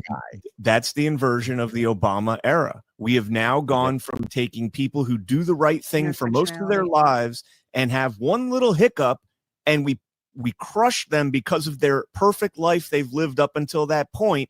Meanwhile, we take somebody that's lived a life of self choices, their own choices that were detrimental to the situation that brings them into this courtroom, and we're compassionate over that. That is the inversion of the justice system in this courtroom right now, and it's taking place, like you said, Alpha. It took place across the country for 4 years, and it probably is still taking place. So why is this so important? Because all the headlines you're seeing of some of these horrific murders across our country, the girl that got stabbed under the armpit on the subway, what did we learn? How many times was he arrested and released? Because of this fucking mindset right here. Yes. Yep. You're seeing in real time a judge speak the words that leads to that kind of shit. Yes. Yes. When Trump says Yeah. soft on crime, this is what he's talking about. You are as privileged as they come. And you use that privilege to obtain power, a following, and fame. And to be sure, there's no doubt in my mind that it's exactly what you wanted, and it defies all sense of Pause common sense it. to believe when you suggest. She was not allowed to speak about her intent. And there is no doubt in his mind that she did it for internet fame, because that's what the prosecutor said. No witnesses, and there are several witnesses that can testify that she absolutely was not seeking internet fame, that she was in shock and trauma when she got on that stage. There's many witnesses who were not brought to testify at court about that. She was not allowed to speak about her intent. He is stating, there is no doubt in my mind that you did this for fame. He's a liar. Moments ago that you didn't want this attention. No, you crave it, ma'am. And there is no one in this courtroom who would consider that to be anything other than the absolute truth. But to get to the point of what it is that you did here, it's my impression distinctly that you never took your job of clerking particularly seriously. You didn't complete the certification. Now there's been nothing brought in this entire trial to show evidence that she took her job anything less than seriously. The certification that he's mentioning was brought up by one of the witnesses. That doesn't matter. For him to say that, you have to provide evidence of her career. Does she have a history of write-ups, a history of disciplinary action, a history of internal investigations within Mesa County? He doesn't bring any of that stuff up. So how can he make that assessment with no information to support it? Well, he's about to say, we paused it, but he's about to say you didn't get the certification that all of the clerks are required to get. And that's one data point. I think it's the only one that was presented, though. One scandal after another followed you in your time as the clerk. And ultimately, it was a belief that the echo chamber in which you live couldn't be wrong, among other things, that led you to do what you did here. This thought process, unfortunately, seems to consume so many in our country, regardless of race, gender, political affiliation, or the like, that what it is we hear and think can't possibly be wrong. Election deniers. Heed warning. There are many things in my mind that are crystal clear about this case. You are no hero. You abused your position, and you're a charlatan who used and is still using your prior position in office to peddle a snake oil that's been proven to be junk time and time again. In your world, it's all about you. But at bottom, this case was about your corrupt conduct and how no one is above the law. No one in this country has absolute power. Your position as a clerk and recorder, a constitutional position, does not pause it for a second. Provide you. Everybody pay attention to this next bit, because it's sort of relevant to right now. With a means by which to do your own investigation, to not listen to the judiciary, to not listen to the executives higher than you, to not listen to the legislature who sets the law as it may be. This is nonsense. Our system of government can't function when people in government think that somehow, some way, the power they've been given is absolute in all respects. And that's where you fell. You have no respect for the checks and balances. Right now, we're hearing that Jason Crow, who is a Colorado representative, Alyssa Slotkin, all of those military people that came out and did the don't follow orders if you think that they're unlawful orders. According to Matthew Barrett, all those people should be arrested and thrown in prison for 9 years, because our system of government can't function if you do shit like that. Yep. Of government, you have no respect for this court, you have no respect for law enforcement, and you do not have respect for your fellow colleagues when you were a clerk and recorder who weren't lockstep in your beliefs. Period. Indeed, just weeks before trial, you were apparently doing what I mentioned earlier, that is, over at the clerk and recorder's office where you're not supposed to be, violating the protection order by speaking to employees of that entity with your camera crew in tow.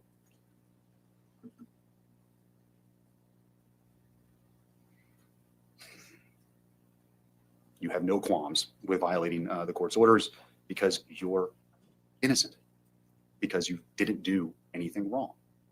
You were just doing your job.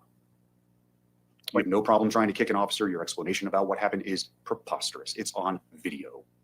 You have no problem lying to officers. It's happened multiple times. They're recorded conversations. It's just more lies. No objective person believes them. No, at the end of the day, you cared about the jets, the podcast, and the people fawning over you. You abdicated your position as a servant to the Constitution, and you chose you over all else. Yes, you are a charlatan, and you cannot help but lie, as easy it is for you to breathe. You betrayed your oath for no one other than you. And this is what makes Miss Peters such a danger to our community. It's the position she held that has provided her the pulpit from which she can preach these lies, the undermining of our democratic process, the undermining of the belief and confidence in our election systems. It's not about questioning it. No one says you can't question, you can't ask. It's completely different. And if you don't understand that distinction, then there's nothing I can say or do here today that will change your mind. I mean, we started this podcast off going over the Mesa 3 report. And so if you're going to sit up there and opine that, you know, she lied and that, you know, there is a way to question it, but it's not in a court to defend 9 years of your life being taken away from you. Don't sit up there and say the things he's saying about her and take the presumption that she did lie, because you never allowed these facts to be presented in his court. Or in any court. And Right. that's the key. And not Is that only- he says it's snake oil that has been debunked and proven to be snake oil time and time again. No, it hasn't. Never. No, correct. actually the evidence of election fraud has been prevented from being shown in court of law, including in your court of law, Matthew Barrett, because you prevented Time and her time from again. talking about any bit of this. 100%. He's But just then putting draws words in conclu- people's the- mouth. He draws conclusory statements about the truth of the matter when he did not allow the exploration of those facts in his courtroom in front of the jury, but he is using his conclusion about the evidence of election fraud, despite the fact that he did not see those facts, he did not have them presented. He's using that as a reason to give her the sentence that he gives her. To me, this is, you know, more, it's cruel and unusual, and it I think will be found as such eventually. Yeah, it's not just 9 years of her life either. It's literally a death sentence. At 70 years old, that is a death sentence. Yes, correct. So the damage that is caused and continue to be caused is just as bad, if not worse, than the physical violence that this court sees on an all too regular basis. And it's particularly damaging when those words come from someone who holds a position of influence like you. Real quick, is his position an elected position, Barrett? The judge. It might be appointed. I'll look it up real quick while you're playing. We vote for our judges out here, but this. Well, yeah, it's at different levels you vote for them, and at some levels they're appointed. And I don't know how Colorado's judicial system works. Appointed by Polis. Okay, appointed. By Polis makes sense. Yeah. Every effort to undermine the integrity of our elections and public's trust in our institutions has been made by you. You've done it from that lectern the voting public provided you with. Everything you've done has been done to retain control, influence. The damage is immeasurable. And every time it gets refuted, every time it's shown to be false, just another tale is weaved. What times are those? Right. So I'll begin by saying I've considered all of those purposes of staying of an execution of a sentence. I've mentioned all of them here generally in my comments already, and I find that a stay of any sentence I impose would be wholly unwarranted. All cases have a possibility of reversal on appeal, no doubt. I'm at peace with all of the decisions I've made here. If anything, I gave you and your counsel far too much leeway at times, but the rulings I made came after much consideration, incredible amounts of internal debate, and I trust in accordance with the applicable law. Internal debate with the prosecution, probably. I consider the sentence here in this case what are available to me. Probation. Community corrections wasn't requested, but it wouldn't be an option in any event, and an incarcerative sentence to the Department of Corrections. Probation's focus is rehabilitation.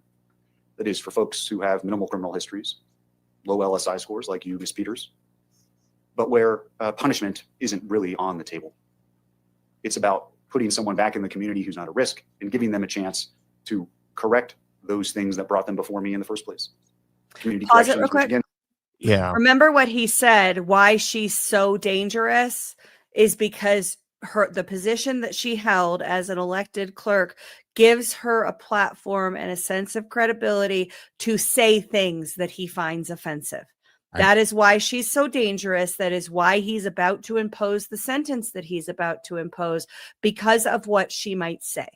Well, the only real quick, Alpha, the only thing that he could be alluding to that would actually be logical is if she were going to be returning to her position as the clerk.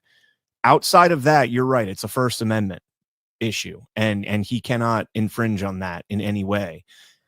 Yeah. And so when he says you're a danger to the community and all that, no, she's not. She has no arrest record, no violent criminal history, nothing. She had essentially lying to the Secretary of State, Three people, one lie. 3 people, 1 lie. Exactly. And what he's saying here makes absolutely no sense. Go ahead, Alpha. No, it doesn't make any sense. And one of the reasons is we would arrest a gang member and he would be on probation when we arrest him, in some cases on parole. They're out of jail before I'm even done writing the new report on the new crime they committed. So now you're thinking, well, damn, now they're definitely going to go back because they were on probation and parole. And then they go through the process again, and guess what happens to them? Because it's a running joke in law enforcement. They get double probation. They just put them on probation again. So please explain to me how that happens if the judge's mindset is one that's authentic and honest. It's not. It's bullshit. This is punishment. He is trying to just punish her. He is trying to beat the fight out of her, and that's what he's doing, because these are the last words she's going to hear before she's walked off to a cell. So he's the momentum of destruction in her own mentality is what he's creating right now, and he knows that. And the reason I understand that is because I have asked some prosecutors, why was the judge saying such kind words to this gang dude that he's sending to the jail? And it's like, oh, they're trying to set him up for the rehabilitation process. Well, that doesn't seem to be the case here. He's trying to destroy her. Yes. I mean, the stuff he's saying about her, can you imagine someone saying, yeah, I know your husband died. Yeah, I know your son served the country and he died and he was honorable. But you're not a crackhead. But that doesn't matter enough for me. Right. It's actually worse than that. I think when he was talking about her son and his oath and his honorable service, he was basically saying, because of, this is my interpretation of what he was saying. I'm not quoting him.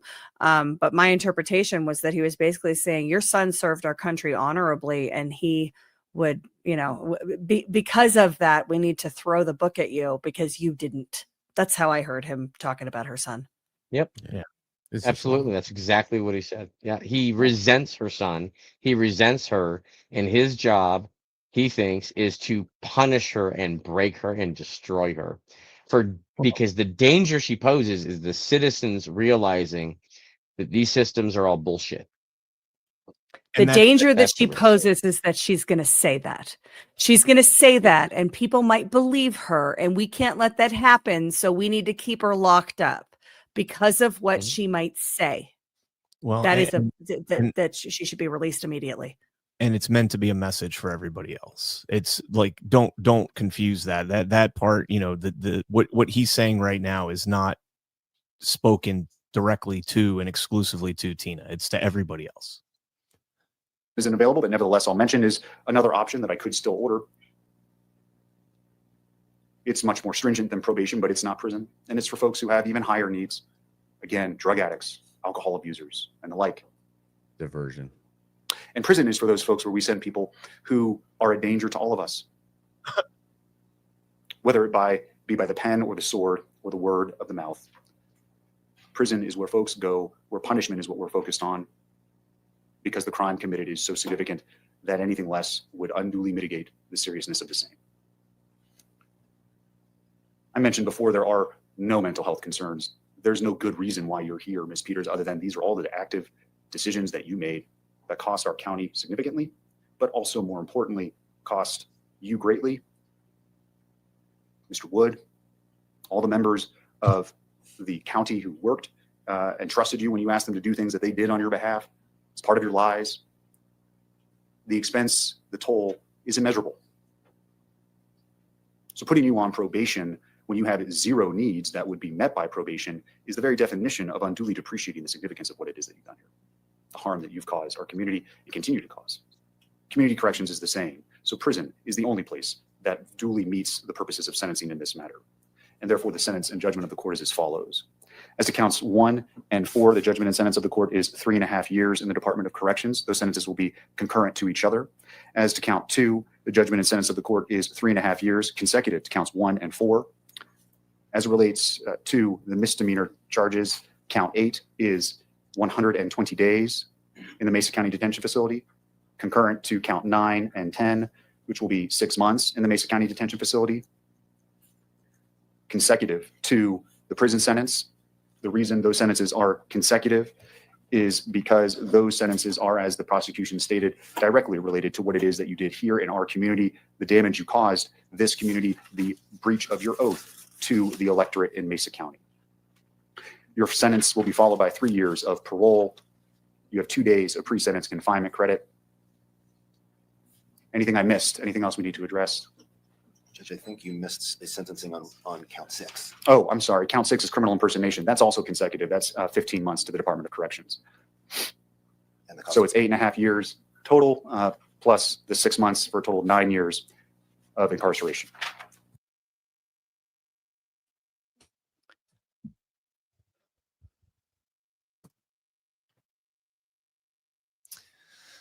For telling 3 lies. One lie to 3 people. One lie to 3 people. Yeah. No criminal record, no violent history. Sacrificial son, right? That gave his life, Gold Star mother. It's absolutely insane. The argument the judge is making up there is as if all the other crimes that she was accused of, she was convicted of.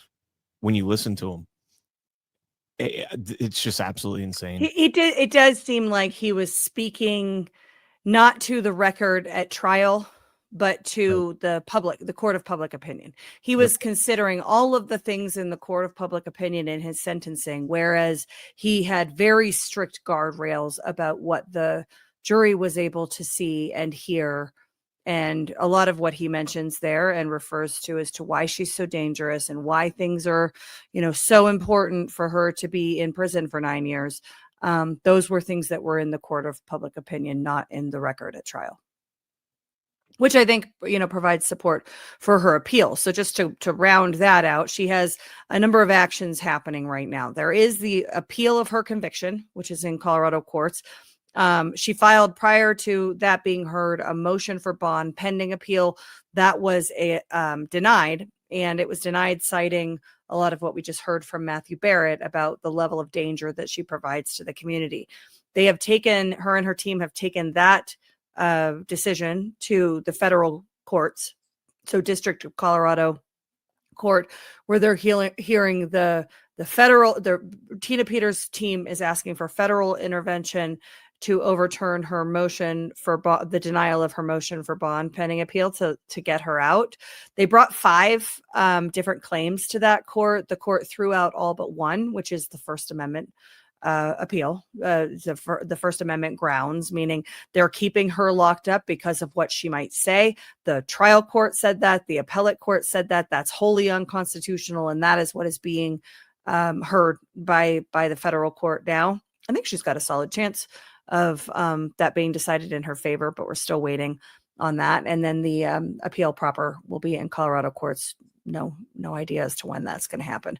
Big part of this problem is that it takes so long to make it through the courts, right? And we're talking, as Mark said, it's a death sentence for an older lady with health issues already, who now apparently, according to reporting on her socials today, is, as we said at the beginning of this, she's potentially in solitary confinement. They're still trying to break her. They are punishing her right now because of the amount of people that have been getting this information and calling to check on her, calling to report these incidences, whether it be to Colorado Department of Corrections, the OIG, Pam Bondi's office, and they're filling the results of people making those phone calls, and they are punishing her for that. Just to put in perspective, when he said why he sentenced her the way he sentenced her and her danger, I wanted to see how much time, just because it's a hot topic right now, Jeffrey Epstein got on his first arrest. And the charges of that were felony solicitation of prostitution and procuring a minor for prostitution. This is back in 2008. Jeffrey Epstein was sentenced to 18 months and only served 13 months for that. But you know what? People would make the argument, yeah, but that was in Colorado. So I said, well, then let's look at some recent crimes in Colorado. Oh my gosh. Dangerous. Look up the number of pedophiles that have been let go, because pedophiles were hurt people too. Yep. Well, Perry Sean Lones, Lohnes, was sentenced to 11 years. So he got 2 more years than Tina. What was his crime? Armed robbery with a firearm during a crime of violence. Only got 2 more years than But Tina. Tina took a backup. Yeah. That's not what Tina that's backed not. up election No. records. Come on. No. Well, hold on again. Tina, Tina misrepresented who was in her office to the Secretary of State. That is the crime. Yes. That is the Yes, crime. that is the crime she was felonies- convicted on. The 4 felonies is Tina misrepresented who was in her office to 2 staffers from the Secretary of State and 1 staffer from the Mesa County IT department. That is the crime for 9 years. Well, let's take a look So at dangerous. let's take a look at something from last month's sentencing. This comes 3 Colorado men sentenced for punching and robbing a postal carrier. 3 men who jumped a postal service employee while he sat in her delivery truck during her lunch break in the Aurora Park 2 years ago have now been in prison. October 1st, Elijah Woods received a 27-month term. He was 21 years old at the time of the incident. Draval Ross, 27 years old, the getaway driver, gets sentenced to 3 months in federal prison, which is weird because usually it's over a year.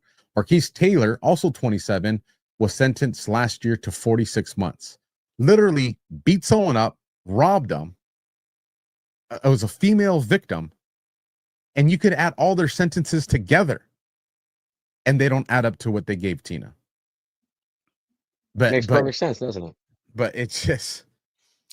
Well, that's the cruel and unusual thing. It is unconstitutional to do this. They can't actually do this according to our laws and our standards of justice, our standards of due process.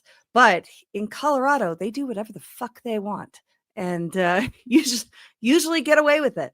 I'd just like to remind everybody that at the time that Matthew Barrett was reading that sentencing to Tina Peters, Jenna Griswold had all of the BIOS passwords up on her website, open to anybody who wanted to get. Then she investigated herself. Everybody decided it was fine, and we just moved on. Remember that was releasing a BIOS password was a felony, right? Yeah, and around that same time, just so folks know, she had a campaign finance violation, Jenna Griswold, and she's gonna run for governor. Had a conversation with the AG, Phil Weiser, who is running for governor, and that campaign finance violation was, dismissed. No reasonable prosecutor would go after that. But also, she was no longer running for governor. She was running for AG now, and Phil Weiser, who dismissed that complaint, is running for governor. I'm sure that's a coincidence. And it's all on the up and up. And the most corrupt people on the planet aren't doing corrupt stuff this time. Let's play this, Alpha, just to show, the inequality in the application of justice, or even in the investigation, in seeking justice. And Ash, you want to set this up? I know you know who this guy is, because he's Kyle Clark, and he's a massive tool.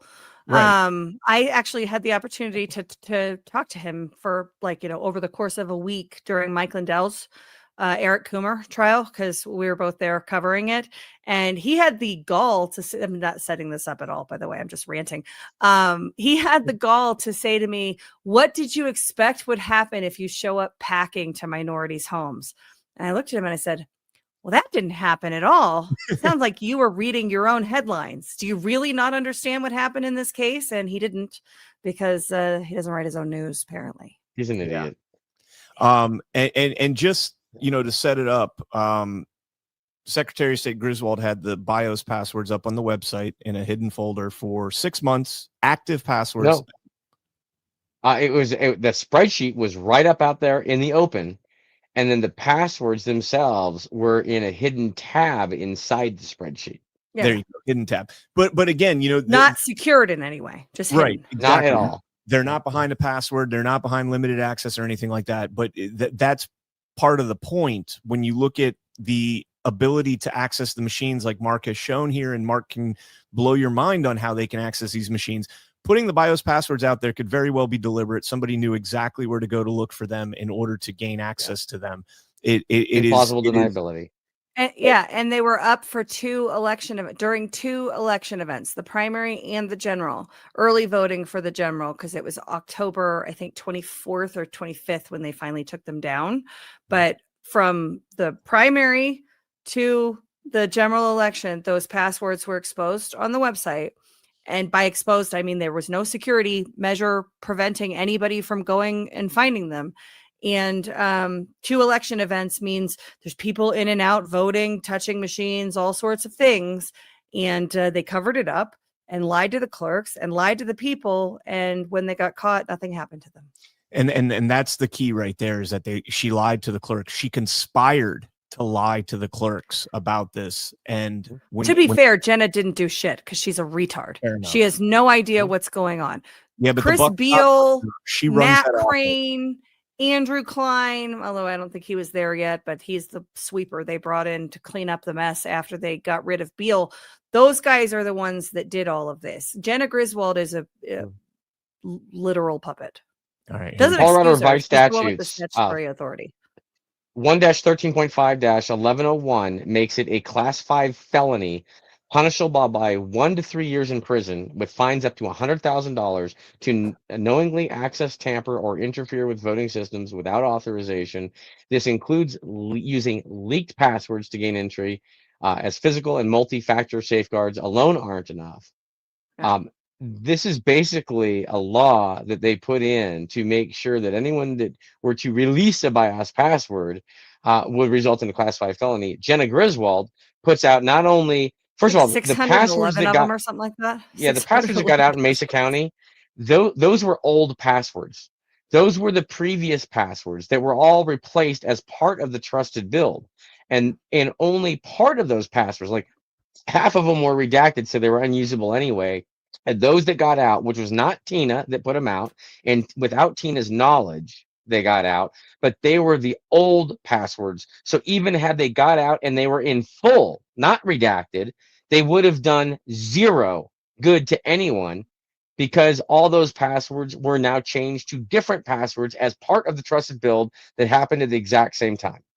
Yep. And then Griswold, her idiot staff, puts out the BIOS passwords, not just for one county, but for all but one county in the entire state of Colorado. And they're out there for 2 election cycles, out in the open, available to anyone. And then she tried to hide it from everyone. After she found out that they were out there, they tried to cover it up and lie to all the clerks about it. Did you see, Mark, when we did part 1, I played the clip, and how, guys, by the way, how does Mark know this? He was the expert witness that testified about the passwords in Tina Peters' trial. And I played the clip, and I emphasized the clip where they asked you, or the prosecutor asked you, Rubenstein, were there any passwords in this video? And you said there were 0 passwords. And he says, well, you must have gotten a different video than what we got. Yeah. And there were no passwords in that video they sent me. None. They had the wrong video. And there was no other video. Let's play this here. Right. Secretary Griswold told me today that she had not decided whether to tell you, the public, about that password leak before she got called out on it publicly today. I asked Secretary Griswold whether she takes responsibility for this election security breach in the same way that she has held others accountable. And we discussed a string of errors by her office that can damage voter confidence. To be very clear, we do not see this as a full security threat to the state. This is not a security threat. You do frequent media interviews warning of the insider threats to elections. The U.S. Department of Homeland Security defines an insider threat as somebody who uses authorized access wittingly or unwittingly to do harm. Did the actions of your office pose an insider threat to elections? No. In 2020, Mark, what kind of access could you get with BIOS passwords? With BIOS password, you basically have full access to the entire system. You can enable, here's the biggest problem. You can enable those wireless cards. And remember that all this voting system equipment were ordered with wireless cards. And we brought that to the attention of Colorado. We brought it to the attention of the Secretary of State. I sat there and testified to the right of Tina, with Tina. Me and Tina were down there in Denver testifying, saying you must remove all these wireless cards, these modems from the voting equipment. And we were told by the Secretary of State's office, it's not a problem. We don't use them. And we turn them all off. And then we secure them with the BIOS password. So they're all secured with the BIOS password. Then this idiot on the right side of the screen, I had to let you know which one I'm talking about because there's 2 there. But the idiot on the right side of the screen, her office goes and puts all the BIOS passwords out for the whole freaking state. on these machines that are all being used for these elections. And in fact, when we found out about it, they were in the middle of the 2024 general election during tabulation, using these systems to tabulate that federal election while the BIOS passwords had all been released. So what she should have done at that moment and said, oh my gosh, we screwed up. We have to stop using all the machines. We're going to have to go back to hand count across the whole board. We can't trust any of these because the security of our entire state has been breached. But she didn't do Well, that. she's never going to say that. But what they should have said is, oh my God, we need to tell the clerks, because the clerks have the equipment. The clerks have the access points with, if somebody has these passwords, if somebody has gone out and gotten them, the place where the damage can be done is at the county level where the machines are with these passwords. So, oh my gosh, we need to tell the clerks. But you know what they did? You know what they did? They hid it from the clerks. And I don't, is that Josh Zeigelbaum cut in this video? I don't know, but if you want to pull it up, just I'll look and see if I can find it. But just so you guys know, that is 600 and I think it's 611 counts of exactly what they convicted Tina Peters of, lying to an elected official. Yep. And they didn't tell the clerks. So if the clerks got caught, oh, sorry. No, go ahead. I'm sorry. So if the clerks got caught for something happening in their election system, they would have rolled on the clerks. Yep. This literally would have been the responsibility of the clerks, and that lying dirtbag, again, the one on the right, she put all these clerks at risk by keeping this information from them. These clerks could have gone to prison. We know clerks can go to prison. Yep. Look what she did to all of them. It's disgusting. Great point. All right, here we go. Passwords leaked. Your office said, quote, the public disclosure of the BIOS passwords for one or more components of Mesa County's voting system alone constitutes a serious breach of voting system security protocols. By that standard, did your office commit a serious breach of voting system security protocols? Well, to push back on you, Kyle, that sentence is in the press release, but there is a much bigger press release. And part of that investigation in Mesa County was 2 sets of passwords, unauthorized access, stolen passwords, and it was in a different time. Since 2021 and what happened in Mesa County, our security has improved, including the 24/7-hour cameras, including the badge and access. The law has been significantly strengthened since then. We have multiple layers in place to ensure situations like Mesa County don't occur, and that is not what is occurring here. This is not the first time that your office has made mistakes that have damaged voters' confidence in our elections. In 2022, your office sent out mailers to 30,000 non-citizens, inviting them to register to vote. They, of course, are not eligible to register to vote. That same year, your office used Colorado's ballot tracking system to send messages to specific Coloradans, encouraging them to vote when, in fact, they had already voted, causing confusion that had to be cleaned up by the county clerks. And now this leak of the voting system passwords. Ooh, pause it. Yeah, didn't that come up in your trial? The reason for that they sent accidentally sent voter registration postcards encouraging people to register to vote, to be precise. The reason that they accidentally sent that to 30,000 minus 3, because 3 of the people were actually citizens, but the rest were not citizens. The reason that happened is a data coding mismatch between the DMV database and the ERIC system in Colorado. Oops. We're too dumb to use our computer systems. So we 2 elections in a row. like that. 2 elections in a row. Why are those things even in the same system where they could be cross, pollinated? Well, you just answered your own question. I know.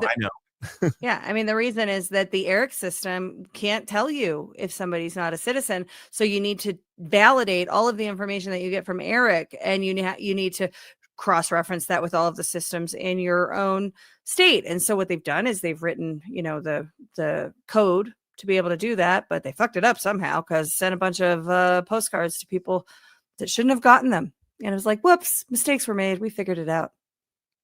All right, here we go. Did errors that have damaged confidence in our elections, which you say is paramount, will you resign? No. Absolutely not, Kyle.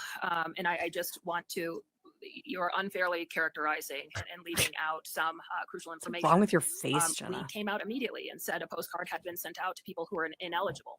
The postcard clearly stated that someone had to be a U.S. citizen. No one tried to register from that group of people. We were actively tracking it. and it became a situation where no one registered.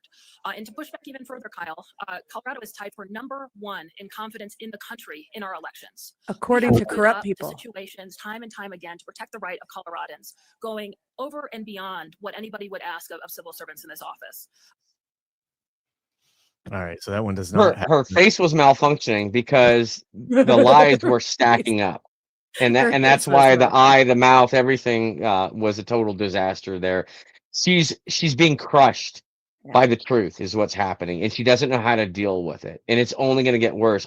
Is she up to like 400 pounds now? Also, by now, I'm sure she is. She's been ballooning up pretty nicely. That stress eating will get Her to you. face was malfunctioning. I love that. That's delightful. Pull up my screen, Alpha. All right, give me 1 second. Switch Please. back over here. Okay, so this is what actually happened with the BIOS passwords. It's really hard not answering media questions the way I actually want to. Okay. I will tell you, all I can do is be as transparent as I possibly can. We were not going to tell counties because we could not tell counties without it becoming the media storm it has become. Oh my. So that is a recorded conversation between Adams County Clerk Josh Seitelbaum and former Deputy Secretary of State Christopher Perry Beal. That is who told me about the data coding mismatch thing at my trial, because I had him under oath and cross-examined him on the stand. It's a lot of fun. Actually, folks should read it. It was a great exchange. He's no longer there, Christopher Perry Beal. He went back to being a lawyer. He's working at DU, I believe, and maybe doing some private practice stuff. But the person that replaced him as Deputy Secretary of State is a man named Andrew Klein, who's Where's he from? Perkins Coie guy. He's a Perkins Coie attorney. And wait, before that, you're he saying was like the Clinton campaign, Biden campaign, Obama. He's one of those guys. Wait, how could the state of Colorado accidentally hire an attorney that worked coincidentally at Perkins Coie to now run elections in the state of Colorado? That's weird. Yeah, it was like around February or March, I believe, that he was swapped out. They didn't tell anybody. They didn't announce it. In fact, Becky, who's Everyone caught as a media frenzy. That's why. Badlander, noticed on one of the press releases that it was listing a different Deputy Secretary of State. She said it to me. She's like, I thought Chris Beal was the Deputy Secretary of State. We're all like, huh. No announcement, no press release, no anything. Just a very kind of quiet swap out of the Deputy Secretary of State with the Perkins Coie guy. You literally have an audio statement where he's talking about the intent. Yeah. Yep. Oh yeah. Yeah. Couldn't tell the clerks. We are living in this. We couldn't tell the clerks without it becoming the media storm that has come. Also, we cannot deal with this problem from a technology standpoint without telling the clerks, because the clerks have the machines and the passwords are in the wild. But media storm. Can you imagine a group of detectives and their question, hey, why didn't you go arrest that judge who tried to murder someone? Wow. Would have created a big media storm. and compare that with what we just listened to Judge Barrett saying about Tina, about her being too much of a media storm. Well, the crazy part is at a minimum, you would be fired, but you would immediately start being investigated. You're talking, because that is a conspiracy. If two or more people come together to conspire to do something, and I don't know what the specific, election law there would be that they violated, but I'm sure there's one if they're not disclosing information that's, it's just crazy. Well, don't worry. She's running for attorney general now. I was about to say, she's gonna be the law. Upwards. And she'll be the law. It'll be, she'll take care of all this. Because she's they running know to be the law, and she runs her own election to be the law. Well, because if they control the elections, they could just do whatever the hell they want. Bingo. And that's why they don't want the citizens to have control of their elections. Exactly. They're criminals. It's a whole criminal empire. For people that are wondering, and I hate to say it, but I know it's true. People will hear stories like this and they'll be amazed by it. They'll be upset by it, but they won't do anything actionable, because the reality in their individual life is there's no immediate felt consequence of it. In short, a lot of people just call it selfishness, but there's a mindset to it. But I want to remind people, these types of things don't stop here. No, remember, just the beginning. Remember, if you live in a state where your elections are compromised to the point where they get to pick the DAs, they get to pick the judges, they get to pick the sheriffs, then you have to sit back for a second and be like, how long before they're no longer inclusive of your ideologies? Yep. And how long in Colorado about 8 years ago. And then how long before those ideologies land you in their court? That's how these things these things will have an effect on you. And what happens is if you don't stop it at one state, it's like a virus. It will bleed into the next state and into the next state until they control this. We're there. This country coast. I agree with you, Mark. You know, are. until we're there, coast to coast. I mean, I think. Why can't people realize that we're out of time when it comes to this? I mean, think about it. Trump's first year is already coming to an end. We're going to be setting up for midterms pretty soon. Yep. That's what I said at GART. That was my point at GART, is that, you know, it is time to start pushing to the point where if we don't have wild election reform, we lose this country. It's gone.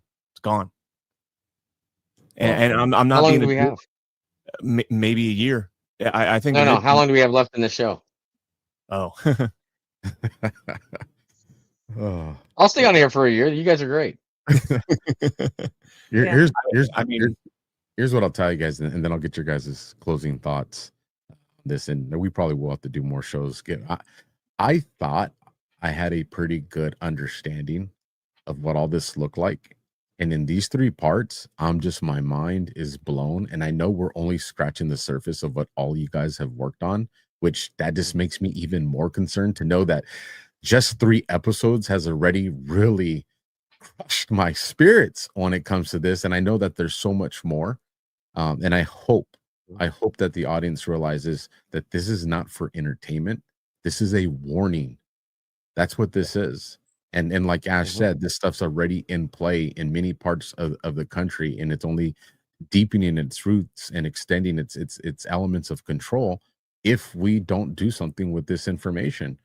And I would really like to do another show with you guys where we can really, and I know your website, if I remember, handcountroadshow.org, articulate a lot of this stuff.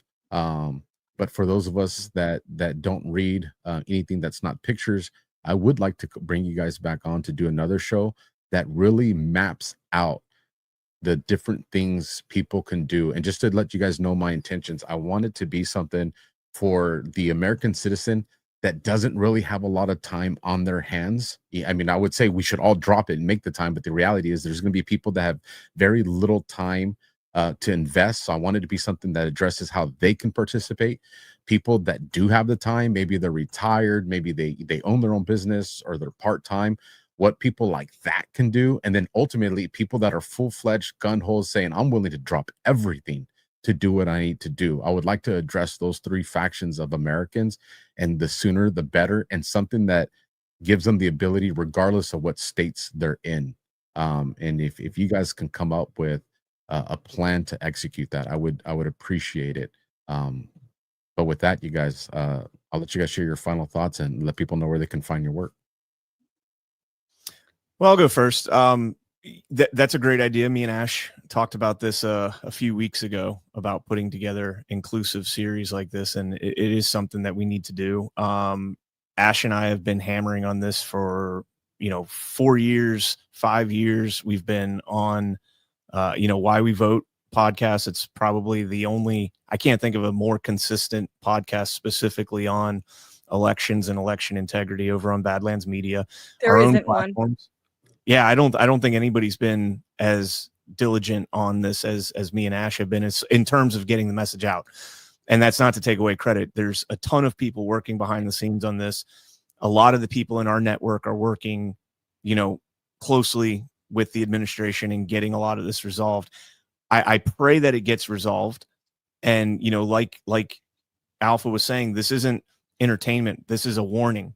And if we don't heed this warning and we don't get active ourselves and get active in demanding at the local level that we go back to the way that it used to be, where we all have a vested interest in our community and at the precinct level, of rectifying this, we're doomed. We are doomed because these 100%. people have been sucking at the teat of the federal government and their state governments for far too long, and they know that they are untouchable. What we just saw with Jenna Griswold, 611 felonies, at minimum.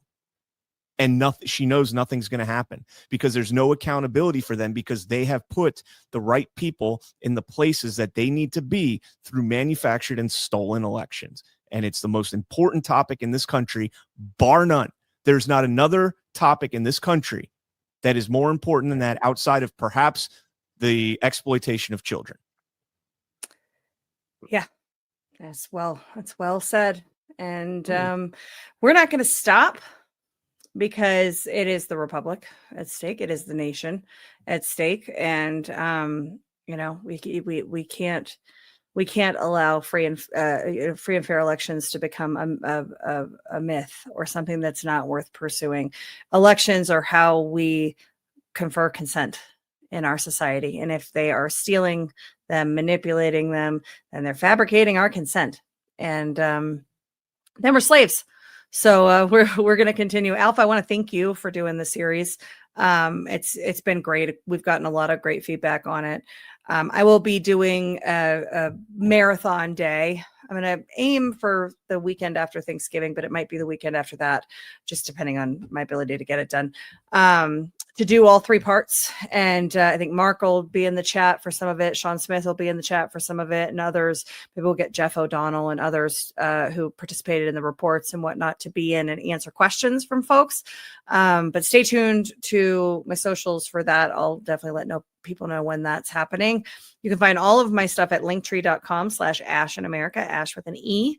Actually just updated it. So kind of like sorted it, made it easier to consume. But yeah, thanks Alpha for doing this. And thank you, Mark, for everything. And I guess thanks, Brian. You bet. And I'm happy to. I'm honored. Thank you guys for the platform. I appreciate it. I stay behind the scenes on all this stuff, so I don't really have much presence online or in social media. So I appreciate every opportunity in being able to spread my message to a wider audience. I do, and I'll ask you this. I got a 9-minute, 40-second video I would love to play. It's the Declaration of Independence from Election Manipulation. Can I play that to close us out? Absolutely, would love to see that. You bring it up. All right, and I'm gonna share my screen here. This is something I wrote many months ago after trying to figure out how we fix this problem, and I was so sick of it, and I wanted to save our country, and I realized we need this Declaration of Independence from all of this crap that we've got. So I'm gonna queue up my screen here. Here we go. Hopefully we'll get some audio as well. Entire screen, boom, audio. And everybody hit the like button wherever you're watching. Smash the like. Smash it. All right, so we'll give you this here, and should be ready to go. Let me know when to hit play. All right, give me 1 second, folks. Remember, when this show is over, you're gonna go back to doing whatever it is that you were doing, hanging out with your kids, hugging your cousin or your husband, maybe hugging your cousin too. But you're going to go back to living a life. Maybe go to the grocery store, maybe go to the mall, maybe go to a barbecue. You're going to do something that you enjoy. There's a woman who is sitting in a jail cell, and in the update is in a solitary confinement jail cell. She doesn't get to touch anyone that she loves. She doesn't get to feel affection. She is rotting away, and they are torturing her. Let that be your motivation to be like, I need to do something. Even if you don't know what the answer is, follow these 3 people and you will get those answers. At a minimum, keep her in your prayers tonight. And with that, Mark, go ahead and hit play, and I'll go full screen with this. You got it. God bless Tina Peters. Here we go. My fellow Americans, I would like to read you the following document written by Mark Cook at handcountroadshow.org, titled The American Citizens Declaration of Independence from Election Manipulation. When, in the course of human events, it becomes necessary for a free people to cast off the pervasive and insidious manipulation that corrupt their process.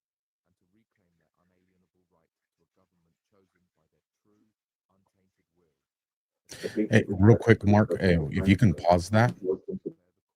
I'm getting really low volume through it, and I want people to enjoy. You want to play it? You play it. So handcountroadshow.org.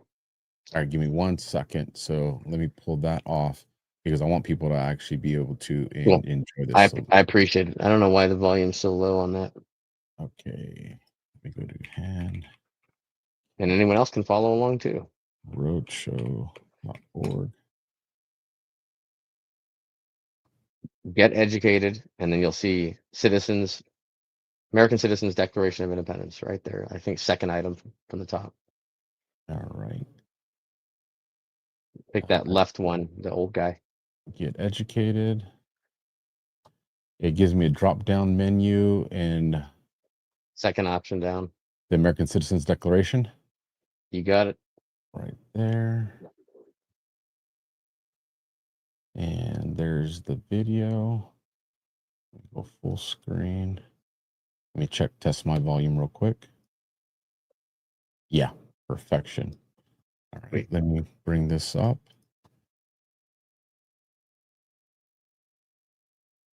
All right, perfecto. All right, we'll do this again. We'll start from the beginning because I want people to be able to capture it. So again, you guys pray for Tina Peters, and here we go.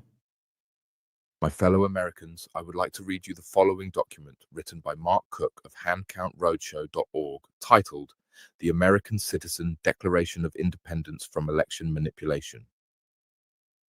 When, in the course of human events, it becomes necessary for a free people to cast off the pervasive and insidious manipulations that corrupt their electoral process and to reclaim their unalienable right to a government chosen by their true, untainted will, a decent respect for the judgment of mankind compels them to declare the causes which impel this severance and the reforms necessary to secure their liberty. We hold these truths to be self-evident, that all citizens are endowed by their Creator with the right to choose their representatives through elections that are free, fair, simple, transparent, and verifiable by every citizen, regardless of education or means. That the consent of the governed, expressed through the sacred act of voting, is the sole legitimate source of governmental authority.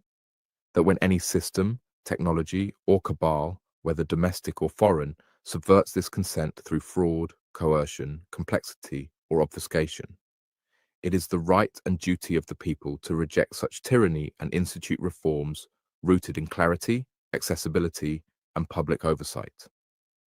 The integrity of elections, conducted with hand-marked, hand-counted paper ballots under the watchful eyes of citizens, is the cornerstone of a free republic, and no machine, bureaucracy, or unaccountable actor should stand between the people and their voice. The history of recent electoral practices in these United States reveals a relentless pattern of abuses, all designed to erode the sanctity of the vote and usurp the will of the people. To prove this, let facts be submitted to a candid world.